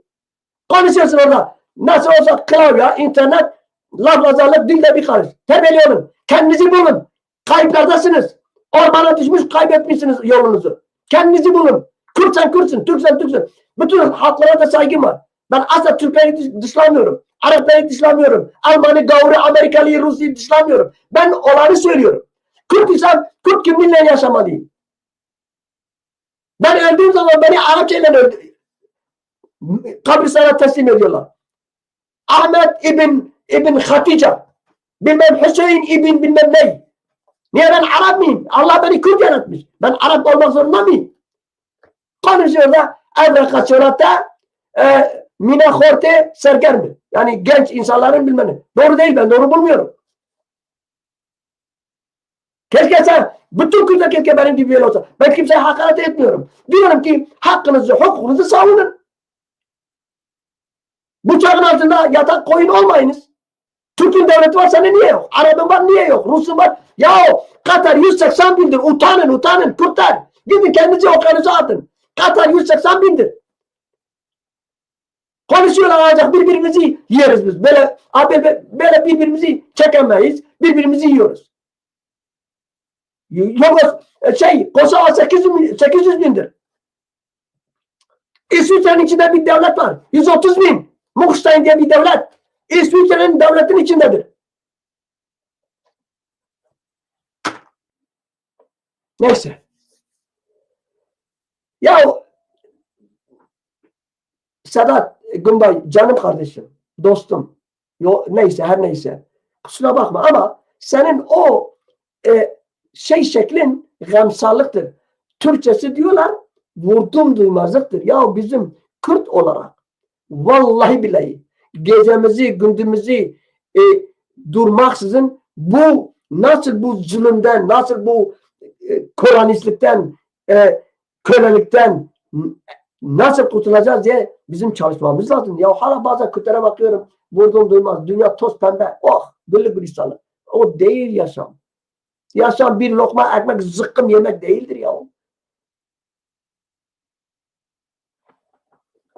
Yani sen tamam çok kötü bir şey de belki yazmamışsın ama yani nasıl anlatayım? Ve ben demagoji, popülizm, egoizm yapıyorsam namerdim. Olduğu gibiyim. Hiçbir tarafa da bağlı değilim.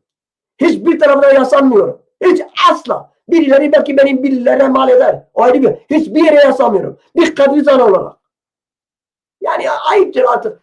Niye siz? Ben böyle ki yaşamım, şahsi yaşamım. Sana Mehmet Sedat özel yaşamımı sana söylesem dört dörtlüktür. Miskal zerre bir ihtiyacım yok. Daha doğrusunu söylesem bu kadar bağrı yanık bir Kürt olarak Kürdistan kurulsa benim gitmem bile meçhuldür. O kadar ki rahatım. Sen daha bana ne söylüyorsun ya?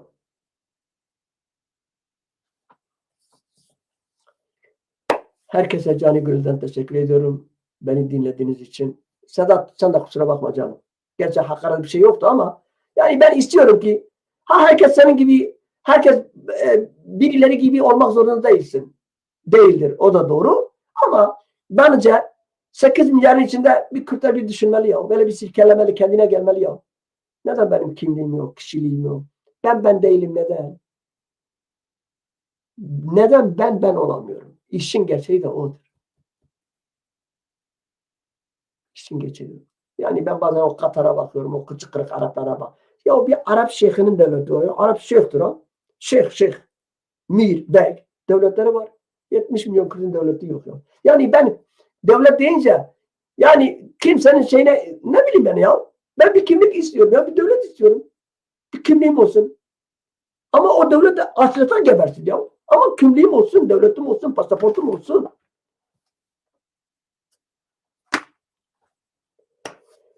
Herkese teşekkür ediyorum. Ve belki sizin karşınızda sesimi yükselttim. Belki saygısızca davrandım. Belki öfkelendim. Belki canlı yayındır ağzında argo bir kelime çıktı. Ondan dolayı da dilerim affedeceksiniz. Affetmenizi rica ediyorum. Kendinize de iyi bakın. Sonsuz teşekkürler. Selamlar. Saygılar. Hoşçakalın.